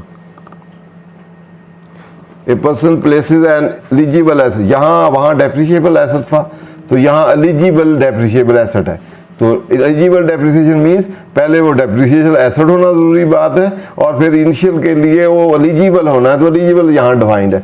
यहाँ डिफाइंड के लिए उसने कुछ चीज़ें जैसे व्हीकल शिकल है इस तरह की चीज़ें वो जो है ना वो उसमें इनिशियल, इसमें मेनली बिल्डिंग और प्लांट एंड मशीनरी है, उसके लिए इनिशियल डेप्रिसिएशन मिलेगी और बाकियों के लिए जो है उन्होंने एक्सक्लूड कर दिया। यहाँ नेगेटिव एलिजिबल डेप्रिसिएबल एसेट की नेगेटिव डेप्रिसिएशन है कि ये एसेट इसमें शामिल नहीं है, इट मीन उन पे इनिशियल डेप्रिसिएशन नहीं है। तो इसमें उन्होंने कहा कि आपकी कमर्शियल प्रोडक्शन होगी वो कमेंसमेंट होगी या आप जिस साल यूज़ करेंगे जो लेटर होगा उसमें आपने ये क्लेम कर सकते हैं। दूसरा अमाउंट ऑफ जो शैल बी कंप्यूटेड, वहाँ इसका रेट दिया हुआ है 25% है, 25% रेट है उसके उस शेड्यूल में जहाँ हम देखा है, तो इनिशियल डेप्रिसिएशन का उसमें मुताबिक कैलकुलेट होगा। रूल 70 जो है 76 जो है वो rule in 76 shall be applied cost of eligible depreciation for the purpose, वो कास्ट का हमने देखना है कि कास्ट कैसे डिटरमिन करनी, तो वो 76 जो सेक्शन है उसमें इसकी दी गई है कि किस तरह कास्ट डिटरमिनेशन होनी। डिडक्शन अलाउड अंदर से टू द लीजिंग कंपनी, ये उसी तरह ये वो इन रिस्पेक्ट ड्राइव वाला section. Eligible important, eligible depreciable asset means depreciable asset other than any road transport vehicle unless vehicle is playing for hire. तो पहला है कि रोड ट्रांसपोर्ट व्हीकल जो है जो गाड़ियाँ जो हमारी पर्सनल गाड़ियाँ इन पे नहीं है, अगर कमर्शियल व्हीकल है तो उन पे इनिशियल मिलेगी। इस तरह बाकी एसेट हैं ये सारे फर्नीचर फिक्सर है इस पे भी नहीं मिलेगी, ये भी एलिजिबल नहीं है। उसके बाद ये प्लांट एंड मशीनरी अगर प्रिविलेज यूज इन पाकिस्तान है तो वो भी एलिजिबल नहीं है। इसके अलावा ये plant and machinery installation tax किसी और हेड में हो गया है या ड्यूरिंग द ईयर ही हो गया तो उसके लिए भी नहीं मिलेगी। तो इसके बाद accelerated depreciation alternate energy project है, एनर्जी प्रोजेक्ट को प्रमोट करने के लिए तो 90% का इसमें रेट है। तो उसी तरह जितने भी उसने इंस्टॉलेशन की हैं तो थर्ड शेड्यूल में उसका रेट है 90% के देगा। ये इन ल्यू ऑफ इनिशियल है, जहाँ इनको मिलेगा 90% ही पहले साल मिल जाना है तो इनको इनिशियल नहीं मिलेगा, 90% होगा फिर आगे नॉर्मल चलेगा, तो इन ल्यू ऑफ इनिशियल है। तो बाकी ये सेक्शन 23 में पहले और दूसरे के अलावा बाकी चीज़ें उसी तरह अप्लीकेबल होंगी, एलिजिबल डेप्रिसिएबल एसेट उसी तरह। उसके बाद ये इंटेंजिबल्स, तो इसमें भी ऑलमोस्ट रूल उसी तरह ही है कि वो यूज़ किया हो एसेट। तो पहली इसमें कंडीशन है कि amortisation in accordance with tax year for the cost of person intangibles wholly है partially use by the person in the tax year in driving from the business, वही चार्जेबल टू हो, use to हो और useful life जो है 1 साल से ज़्यादा हो। इंटेंजिबल भी डिफाइन है, पहले वो देख लें एंड पे, एंड पे देख लें।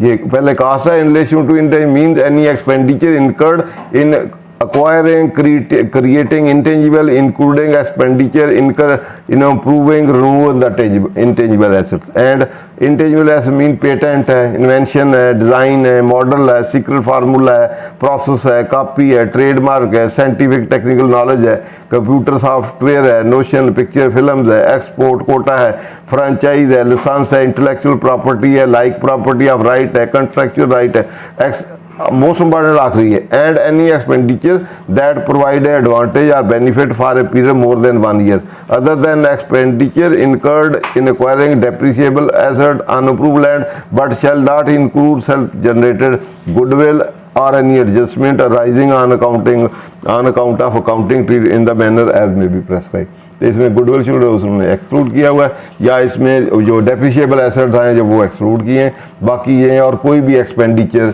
जिसका बेनिफिट एक साल से ज़्यादा हो तो उसको भी उन्होंने कहा गया है। इसमें यूजुअली जो आजकल एक क्वेश्चन आ रहा है कि पब्लिसिटी, हमने वो आर्गो भी किया था, तो इसी को उन्होंने कहा पब्लिसिटी एक्सपेंडिचर है वो आपने इनकर किया है तो इसलिए उसको हमने 5 सालों में प्रोरेट करके आप उसको डिसअलाउ कर दिया, उन्होंने 1 साल में उसको क्लेम किया हुआ था। तो उसमें फिर हमने पहले सेक्शन जो है इम्पॉर्टेंट उनका रेफरेंस दिया कि ये डेफिनेशन से आप ये डिसअलाउ नहीं कर सकते, बल्कि पहले देखेंगे कि वो Holi and partially use in a tax year, कि उसको हमने हर 3 सालों में होली एंड एक्सहोली पब्लिसिटी को यूज़ किया। पहले ये डिटरमिन करें, अगर है तो फिर ठीक है आप डिसअलाउ कर लें। उसके बाद फिर ये कि using life useful life exceeding 1 year, इसकी लाइफ 1 साल से ज़्यादा है। पहले वाला तो एग्जिस्ट करता ही नहीं, क्योंकि अगले साल वो एग्जिस्ट ही नहीं करता तो यूज़ कहाँ से करेंगे। तो इसीलिए वो जो पब्लिसिटी है तो वो यहाँ इसमें फॉल नहीं करती। तो जिस साल में क्लेम की है, जिस साल में इनकर की है, उसी साल में ही है। इवन दो उसका बेनिफिट हो सकता है ज़्यादा साल हो, लेकिन वो एग्जिस्ट नहीं करती और यूज़ नहीं हुई इन द टैक्स ईयर, तो इसलिए वो एज नहीं है, इवन दो एक्सपेंडिचर है। No deduction shall be allowed where deduction has been now any other head of the section for the entire cost of the in the year. वही उसी वाली है कि अगर किसी और हेड में हो गई है या ऑलरेडी 1 साल में ही उसका बेनिफिट सारा इनकर हो गया है या यूज़ हो गया है, तो वो कास्ट सारी एक्सपायर हो गई है या एक्सपेंडिचर क्लेम कर ली है तो फिर नहीं होगा। उसके बाद subject to succession amortized direction of a person for a tax year shall be computed according to the formula। ये भी ए और बी, ए उसकी कास्ट है डिवाइड बाई यूजफुल लाइफ है, यहाँ उसकी यूजफुल लाइफ ना हो तो 25 ईयर लाइफ उन्होंने कहा है, उसमें फिर 25 से आप डिवाइड कर देंगे, अगर उससे कम है तो उसके मुताबिक कर देंगे। Where intangible is use in a tax year partially in driving income and partially for other use, ये वही हम पहले जो पढ़ के हैं तो उसके मुताबिक होगा, एंड पे रिटर्न डॉलर वैल्यू में वो ऐड कर लिया जाएगा।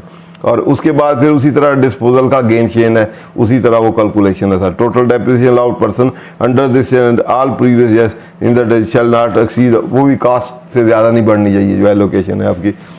टैक्स ईयर डिस्पोजल, ये डिस्पोजल के मतलब है, उसी तरह आप डिस्पोजल कैलकुलेट करेंगे, डिस्पोजल प्रोसीड कितनी है और उसकी आपने कितनी रिटर्न डाउन वैल्यू है या जितनी रिमेनिंग कास्ट है, डिफरेंशियल लॉस है या गेन है अकॉर्डिंग टू। नेक्स्ट मिनट, ये पढ़ लिया हमने सारा।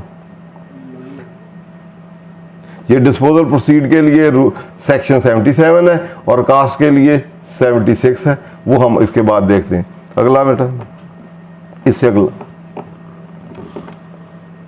ये प्री कमेंसमेंट है, तो इसकी भी अमोर्टाइजेशन करनी है। जैसे इंटेंजिबल्स है तो प्री कमेंसमेंट में यूजुअली कमेंसमेंट से पहले जो एक्सपेंडिचर है, जैसे फिजिबिलिटी रिपोर्ट आपने ली है या ट्रायल रन है या और कोई चीज़ें जो कैपिटलाइज नहीं की है, इस तरह के एक्सपेंडिचर हैं। आपने नया बिजनेस एक्वायर किया, उससे पहले जो उसकी कास्ट या एक्सपेंडिचर है, सैलरी है और चीज़ें हैं, तो जो पहले इनकर की हैं तो उसको इसमें डिफाइन भी है। Pre commencement means any expenditure incur before the commencement of business wholly and exclusively to drive income chargeable tax including cost of feasibility study, construction of prototypes and trial run activity, but shall not include any expenditure which is incurred in acquiring land or which is वो वाले सारे जो है depreciable asset वाले और intangible वाले वो exclude कर दिए उसकी, या किसी और हेड में चार्ज हैं या 1 साल में हो गए वो एक्सक्लूड करके बाद बाकी जो है प्रायर टू कमेंसमेंट जो भी एसेट आपने एक्सपेंडिचर इनकर किए हैं तो वो आपके प्री कमेंसमेंट है।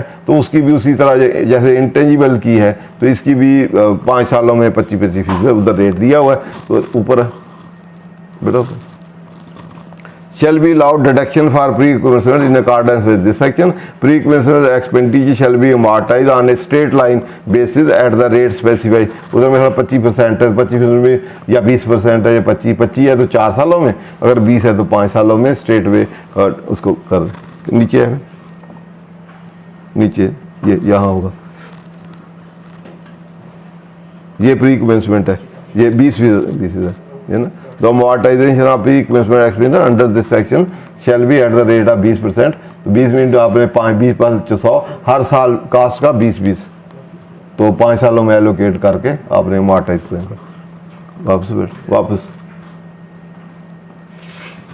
इसमें क्योंकि डिस्पोजल वाला कोई कंसेप्ट ही नहीं है तो इसको आप कहाँ बेचेंगे तो कहाँ लेंगे तो गेन लॉस का है वो, क्योंकि वो डिस्पोजेबल एसेट थे तो इसलिए फिर थे। अब बेटा सेक्शन आ जाए 75 में, मोस्ट इम्पॉर्टेंट है 75, 76 और 77 मोस्ट इम्पॉर्टेंट है क्योंकि बच्चों को उसके मतलब नहीं पता कि पहले तो मोड ऑफ एक्विजिशन है और मोड ऑफ डिस्पोजल्स हैं।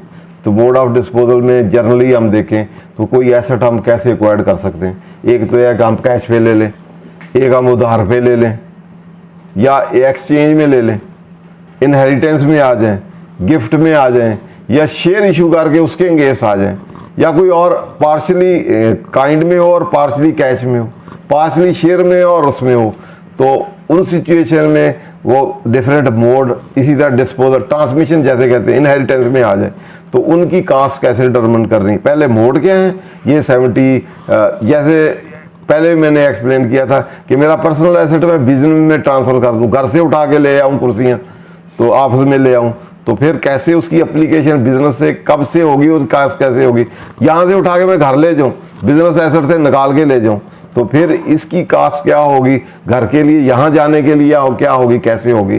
तो ये इसको हम एप्लीकेशन ऑफ एसेट कहते हैं। तो एक एक्विजिशन है, डिस्पोजल है और आपकी एक्विजिशन है। तो इस सारे मोड को हमने समझना ज़रूरी है कि उनकी हमने कास्ट क्या लेनी है, उसकी फिर डेप्रिसिएशन आगे करनी है ना। पहले मोड को देखें कि कैश पे है, क्रेडिट पे है।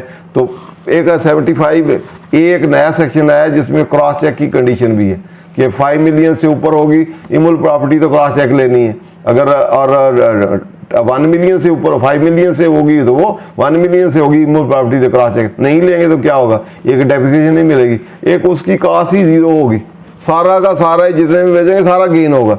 तो इसलिए उसको भी सामने रखना है कि जब भी एडवाइस करना है अपने क्लाइंट को तो उसको कहना है जी ये भी आपने इमूल प्रॉपर्टी कोई भी खरीदनी है तो अब ऑनवर्ड वो क्रॉस चेक 5 मिलियन से ऊपर हो तो थ्रू क्रॉस पेमेंट करनी है, और मूवेबल प्रॉपर्टी है तो 1 मिलियन से ऊपर है तो क्रॉस चेक देनी है। तो अब इन काइंड है तो उस पर नहीं, वो जो अगरवाई की है तो काइंड वाली हम आप देख लेते हैं।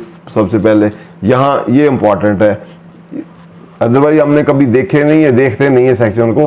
तो ये मोस्ट इम्पॉर्टेंट सेक्शन है कि मोड ऑफ एक्विजिशन और मोड ऑफ डिस्पोजल क्या क्या हो सकते हैं और उसमें कास्ट डिटर्मिनेशन कैसे होगी, कितनी कास्ट होगी, कितने पे डेप्रिसिएशन होगी, गेन कैलकुलेट करते वक्त क्या उसकी कास्ट लेंगे, क्या ज़ीरो लेंगे, कि अदरवाइज तो हम ज़ीरो वेल्थ में शो कर देते हैं, लेकिन गेन कैलकुलेट करने के लिए ज़ीरो नहीं होगी, बल्कि उसकी जो उस वक्त फेयर वैल्यू है, गिफ्ट भी है, ट्रांसमिशन इनहेरिटेंस है या अदरवाइज है, तो उसकी फेयर वैल्यू का कंसेप्ट है सेक्शन 68 फेयर वैल्यू के कंसेप्ट को डील करता है। तो उसके मुताबिक जो भी रेंट, प्रॉपर्टी या कोई चीज़ भी है, उसकी फेयर वैल्यू जो हो as per arm length transaction या डीसी या कमिश्नर डिटर्मिन करता है, या अदरवाइज डिटर्मिनेबल ना हो तो वो फेयर वैल्यू समझी हो जाती है। तो disposal and acquisition of asset, ये मोड है इसमें 75 में, a person who hold an asset shall be treated as having made a disposal of asset at the time person parted with the ownership of asset including when asset is sold, कि जब ownership part with होगा, risk reward associated और उसकी control management asset की वो transfer कर देगा और उसका उसमें इंटरफियरेंस नहीं रह जाएगी, तो वो समझा जाएगा कि एसेट डिस्पोज हुआ है। और उसकी मोड क्या है, उसने कहा आगे नंबर 1 है sold.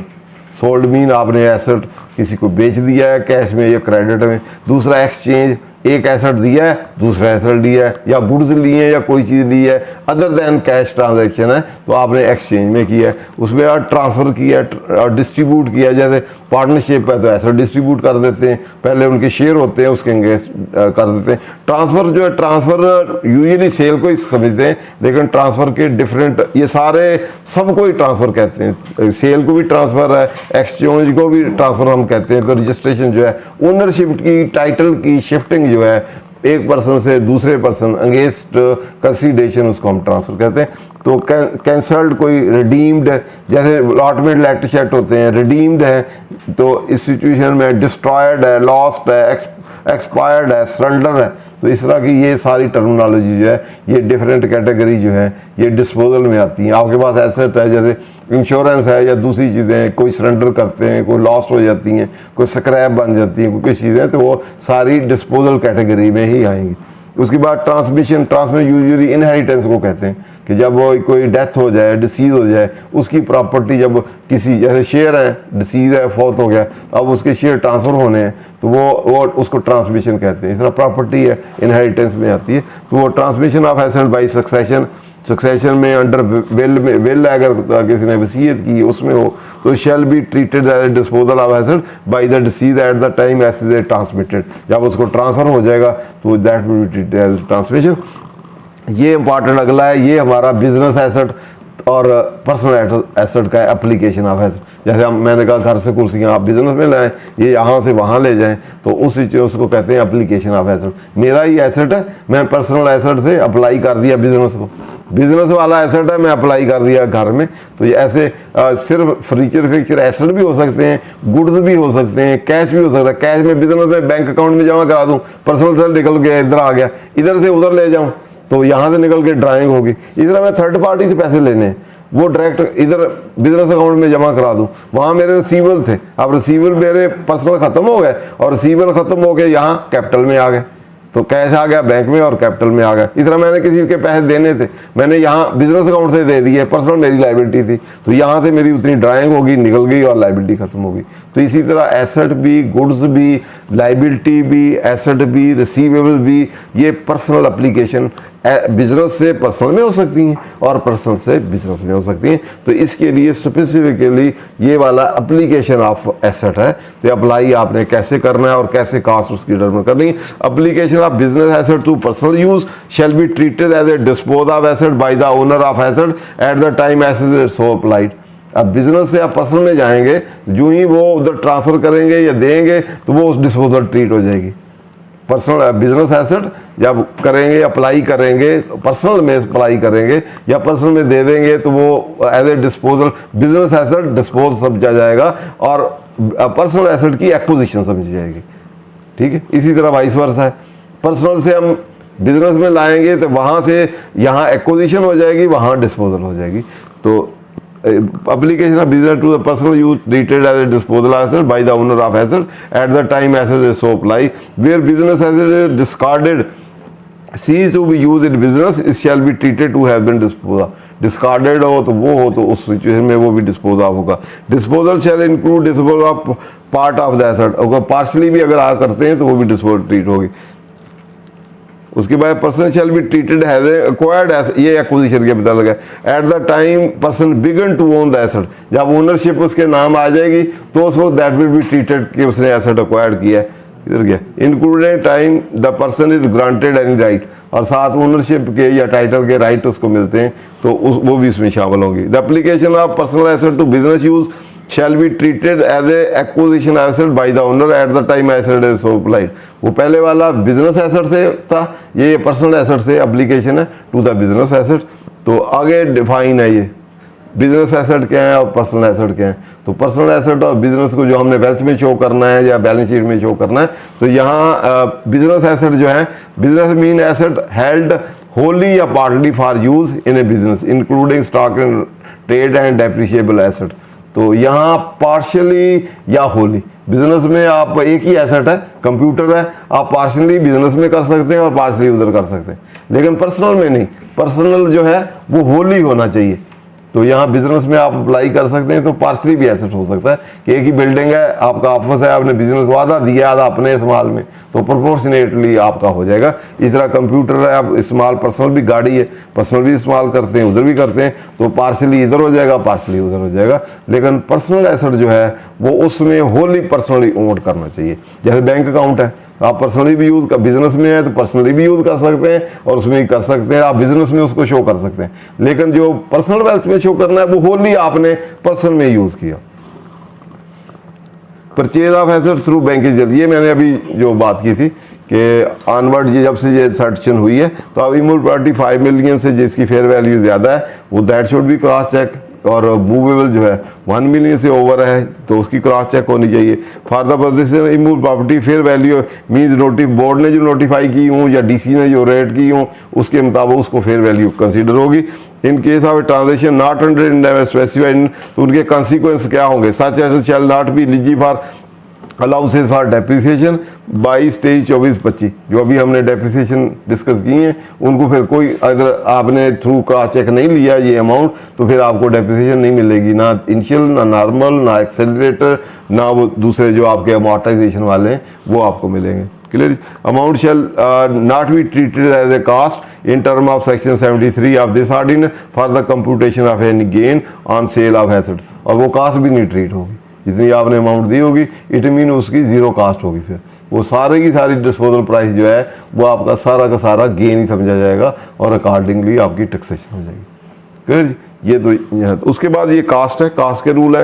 Accept as provided in the ordinance this section shall establish the cost of asset for the purpose of this ordinance subject to section 3 cost of asset purchase by person shall be sum of the following amounts, namely total consideration given by the person for the asset including fair value of consideration in kind determined at the time asset is acquired। इसमें जो आपने पैसे दिए हैं वो भी, in kind जो दी है उसकी फेयर वैल्यू भी, आपने कैश भी, क्रेडिट भी, अदरवाइज जो दिए, और इंसिडेंटल एक्सपेंसेस जो है जो fire incur for the acquiring of asset and bring it to the premises, वो वाले जितने भी इंसिडेंट है वो पहले हमने डिस्कस किया था कि इम्पोर्ट वाला है तो उसमें आपने क्या करने हैं, लोकल आपने परचेज किया, जितनी ड्यूटी शूटी हैं या इंसिडेंटल जितने भी हैं जो नेसेसरली आपने इनकर करने हैं, इनएफिशिएंसी ना हो तो वो सारे वो, और टैक्सेस भी हैं जो एडजस्टेबल ना हो तो वो सारे उसके पार्ट बनेंगे, और नेसेसरली और इनएफिशिएंट ना हो, नेसेसरली हो, जो इनएफिशिएंट कास्ट है वो उसका पार्ट नहीं बनेगी। तो ये any expenditure by the person to alter improve, उसके बाद ये मोस्ट इंपॉर्टेंट है जो कैपिटल एक्सपेंडिचर नेचर के होंगे जो उसकी एफिशिएंसी बढ़ाएं। एक एसेट आपने एक्वायर कर लिया, एक तो एक्वायरिंग कास्ट है, एक्वायरिंग कास्ट मीन उसकी प्राइस जो दी है आपने, प्लस उसको इंसिडेंटल उसी वक्त जो इनकर हुए हैं for bringing to the for the purpose of use, वो वाले एक सब्सिक्वेंट एक्सपेंडिचर है वो जिसको हम कैपिटल एक्सपेंडिचर कहते हैं, जो उसकी एफिशिएंसी को बढ़ाते हैं, प्रोडक्टिविटी को बढ़ाते हैं या उसकी लाइफ को बढ़ाते हैं। जैसे कोई गाड़ी उसमें नया इंजन डलवा दिए तो उसकी लाइफ बढ़ गई, तो जो टू मेंटेन द लाइफ होते हैं वो रेवेन्यू एक्सपेंडिचर होते हैं, जो एफिशिएंसी को, प्रोडक्टिविटी को या उसकी लाइफ को या कास्ट रिड्यूस, उसकी वजह से उसकी ऑपरेशन कास्ट रिड्यूस हो जाए तो वो वाले जो कैपिटल नेचर के होते हैं एक्सपेंडिचर, तो वो भी उसका फिर पार्ट बनते हैं, जिसको हम कहते हैं एडिशन इन फिक्स्ड एसेट। तो एडिशन वो वाले ये वाला उसको डिवाइन किया, but shall not include an expenditure under BC that has fully been allowed as reduction, अगर रिडक्शन में अलाउ हो गया तो वो उसमें शामिल नहीं होगा। Cost of assets treated as acquired under section 6 or 70 shall be fair market value determined at the date it is applied to the business use। ये एप्लीकेशन वाले के मुताल्लिक है कि उसकी जो बिजनेस में आप लाएंगे या अदरवाइज होंगे या लेके जाएंगे बिजनेस से पर्सनल एसेट, तो उसकी कास्ट क्या होगी, तो वो कास्ट उस डेट को जो फेयर वैल्यू होगी वो उसकी कास्ट रेट होगी। किधर है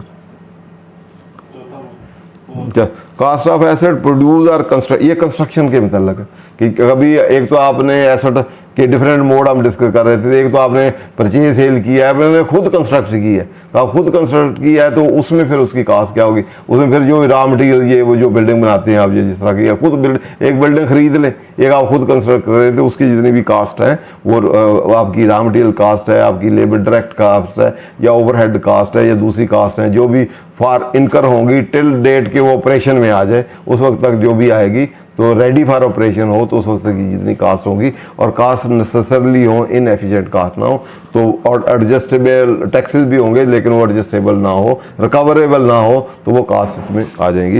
as cost of research and construction shall be total cost incurred by the person in producing or construction asset plus any expenditure refer to in class B C of section 2 incurred by the person. वही efficiency को बढ़ाती है otherwise. Where asset has been acquired with the person with loan denomination foreign currency, तो अगर आपने loan से लिया है, लोन की फ्लक्चुएशन होती है तो जितना उसकी इंक्रीज डिक्री होगी वो आपके लोन में तो एडलेस होगी, तो एसेट की कास्ट में भी एडलेस होगी और डेप्रिसिएशन भी उसी तरह आपकी एडलेस होगी। Difference in account for fluctuation shall be taken into account in the year of occurrence for the purpose of depreciation in determining whether liability of person has been increase degree for the purpose of section 5 account shall be taken person position under any hedging agreement relating to loan।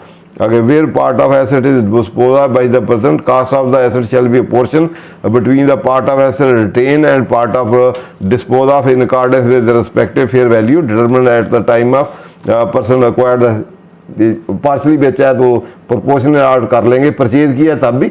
अगर land building आपने इकट्ठी खरीदी है तो आप land और building को जो वैल्यू है दोनों की उसके मुताबिक कास्ट को अपोर्शनमेंट कर लेंगे। इसी तरह डिस्पोजल के मतलब है where acquisition asset by derivation of amount exempt from tax the cost of asset shall be exempt amount plus an amount paid by the person for the, वो उसके का एग्जेम्प्ट है तो उसके मुताबिक होगी, टैक्सेबल है तो उसके मुताबिक होगी। नीचे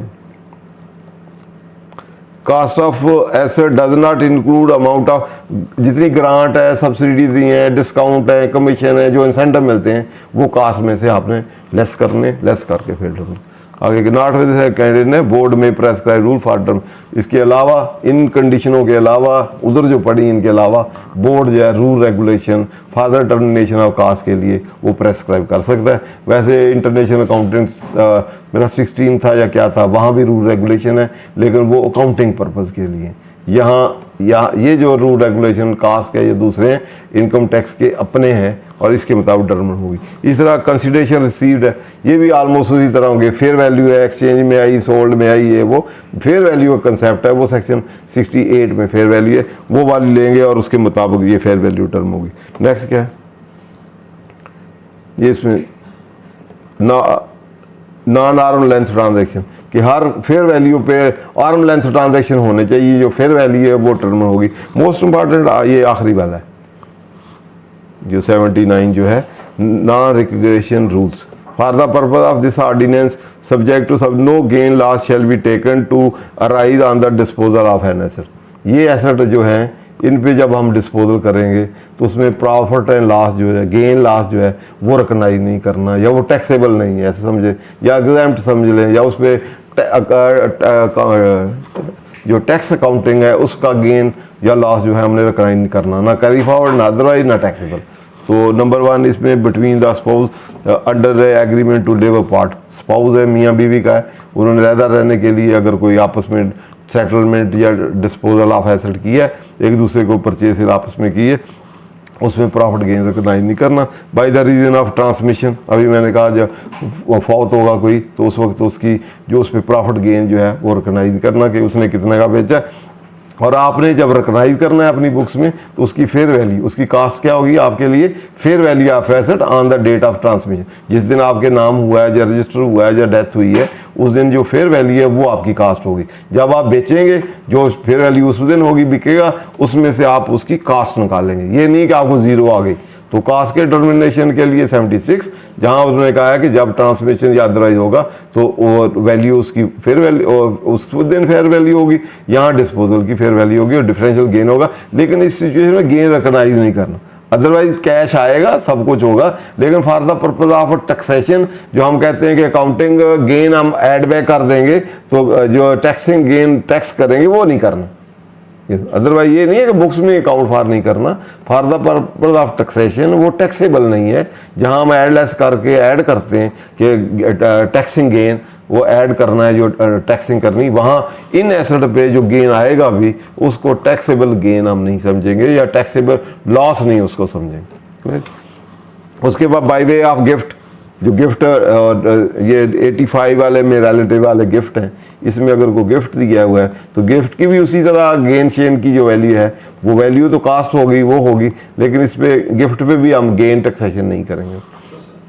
रिलेटिव से लेने में हाँ वही जो 85 हाँ 85 वाला जो रिलेटिव में आपके रिलेटिव स्पाउस भी आते हैं, बेटा बेटी ग्रैंड पेरेंट से जो जनरेट होते हैं, असेंडेंट डिसेंडेंट वो सारे होते हैं उसमें। सर इसके साथ 39(3) को अगर पढ़ें गिफ्ट के रेफरेंस से 39(3) को वहाँ पे भी ये कहा गया वो क्रॉस चेक की बात, वो अगर कैश में मैं वहाँ से रिलेटिव के अलावा भी ले लो तो डिविजिबल है, वो क्रॉस चेक होना चाहिए। Cross check. लेकिन जो एसेट होगा 39(3) में उस लिस्ट में 39(3) में तो ये है कि अगर आप वो अदर देन क्रॉस चेक लेंगे तो that will be treated as your income and will be charge tax.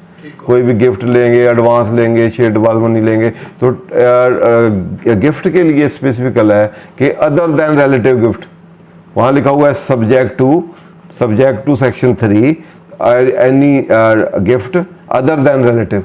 तो रिलेटिव में वो भी कंडीशन नहीं आएगी। तो बाकी अगर हाँ जी अदर देन दैट होगा तो वो क्रॉस चेक होना चाहिए। अगर क्रॉस चेक नहीं होगा तो वो डीम्ड इनकम होगी और टैक्सेशन हो जाएगी। सर क्रॉस चेक हो गया, लेकिन उसके साथ हम इसको पढ़ते हैं अगर मिला के, जो यहाँ पे उसने कहा है कि गिफ्ट की सूरत में एसेट, आपको मैंने पैसे लिए, प्राइस बॉन्ड लिए, कुछ भी लिए, वो एसेट तो है। तो यहाँ रिलेटिव का गिफ्ट है, ठीक है, रिलेटिव गिफ्ट में उसने एक वहाँ गिफ्ट लेने की हद तक है। यहाँ डिस्पोजल करते वक्त उस पर प्रॉफिट रिकॉग्नाइज करना है या नहीं उसकी बात है, वो एक्विजिशन की बात है। बिल्कुल ठीक है। प्रॉफिट कब रिकॉग्नाइज होता है? जब डिस्पोजल होती है। एक्विजिशन पे आप कोई चीज परचेज करें तो प्रॉफिट नहीं होता ना, वो आपने किसी को गिफ्ट देना है, गिफ्ट देंगे तो क्रॉस चेक देंगे, नहीं देंगे तो हो जाएगा आपका टैक्स।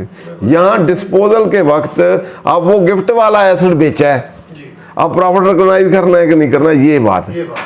ठीक है। यहाँ हम बात कर रहे हैं कि eight the time of disposal जो एसेट्स हैं उन पे गेन प्रॉफिट रिकॉग्नाइज करना है या नहीं करना।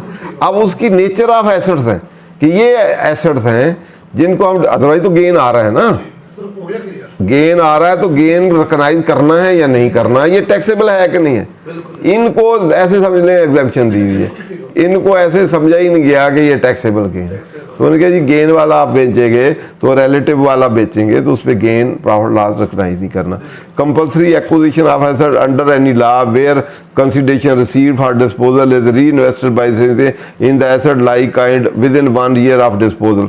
ये जैसे लैंड एक्वायर कर लेते हैं, कंपल्सरी एक्विजिशन होती है तो वहाँ अमाउंट मिलती है तो वो भी उनका फिर वो गेन इसमें नहीं होगी आगे इस भी। इस तरह कंपनी लिक्विडेट होती है तो वो अपने शेयर होल्डर को जो उतने एसेट पड़े होते हैं डिस्ट्रीब्यूट करते हैं। तो अब वो हो सकता है 10,000 का शेयर हो, उसको 50 लाख मिल गया तो अदरवाइज वो गेन है सारा, लेकिन वो उस पर प्रॉफिट लॉस रखना ही नहीं होता। इस तरह AOP है, उसकी डेजोल्यूशन होती है तो उसके शेयर जो है वो भी फिर प्रॉफिट ले नहीं होते। Subject to 1 shall not apply there acquisition of asset और नहीं, ये नॉन रेजिडेंट के लिए नहीं है, ये सब कुछ जो है ये नॉन रिकॉग्निशन रूल जो है ये रेजिडेंट के लिए है। वेयर ए बी सब apply the person acquiring the shell be treated, आगे उसका करेक्टर क्या होगा, जिसको एसेट एक्वायर हो रहा है गिफ्ट वाला जब वो ऐसे समझा जाएगा उसने उसी तरह लिया जिस तरह पहले सेलर के पास था, वही करेक्टर है, वही फीचर है, वही उसी तरह डिस्पोज। सर इस पे हम जब अमूमन गिफ्ट लेते हैं तो हम उसको अपनी वेल्थ में जीरो वैल्यू पर डाल देते हैं, पिछले कि मुमकिन है वो 50 लाख पे डला हो। अब हमें इसके लिए अभी हमने कास्ट में डिस्कस कर रहे हैं कि फेयर वैल्यू, जी क्योंकि क्यों हमें फेयर वैल्यू का लाभ उसने क्यों दिया कि कास्ट फेयर वैल्यू होगी, वो इसलिए दिया कि जब आप डिस्पोजल करेंगे तो गेन रिकॉग्नाइज होगा ना, जी ठीक है। गेन रिकॉग्नाइज होगा तो गेन फिर सारा ही गेन आ जाएगा, क्योंकि आज तो जीरो है। अब फेयर वैल्यू डिस्पोजल प्राइस और है, तो उसने कहा पहले तो उसको फेयर वैल्यू पे कास्ट रिकॉग्नाइज दो, डिफरेंशियल गेन होगा। गेन अगर टैक्सिंग करना है कि नहीं करना वो एक अलग बात। सर उस पर सवाल ये है कि जब मैं गिफ्ट को अपनी वेल्थ स्टेटमेंट में रिकॉग्नाइज करूंगा, हाँ, तो मैं जो मुझे गिफ्ट करने वाला है मैं जो भी उसकी जो कास्ट थी उसको अपने पास कोड नहीं, करूंगा या जीरो पे करूंगा? पहली बात तो है कि आप जीरो पे करेंगे।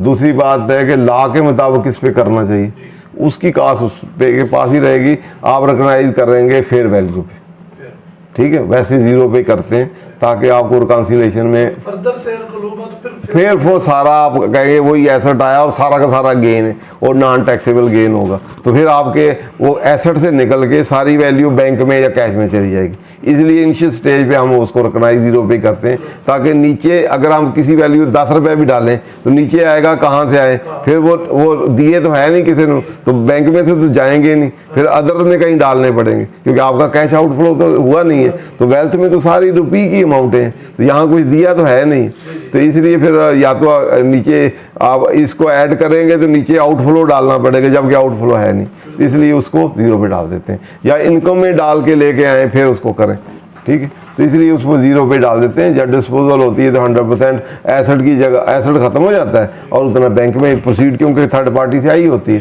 तो वो उधर आ जाती है, ऐड हो जाती है। ये आखिरी वाला कि रिप्लेसमेंट कास्ट है कि एक ही जगह दूसरे करेंगे तो उसकी क्या वैल्यू, ठीक है जी बेटा।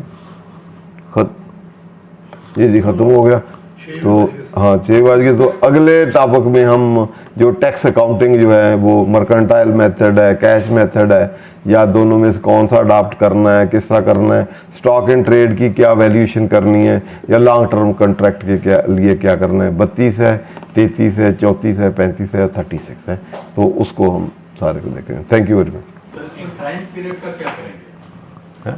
मिस्टर ए 2019 में उसने प्रॉपर्टी ली और 2020 में उसने बेटे को गिफ्ट कर दी। वो तो जो भी आपके रूल रेगुलेशन है, विद इन ईयर बेचा है, 2 साल बेचा है, वो उसी तरह ही है, और कितने % गेन टैक्स होना है। फिर देखें ये बाप के लिहाज से होगा या बेटे के लिहाज से? हैं? वो टाइम पीरियड के कैलकुलेशन बाप के लिहाज से ट्रांसफर होगा पहली बात तो है ये बेच कौन रहा है, बेटा जो बेटा है, तो बेटे ने लिया किससे था, बाप से।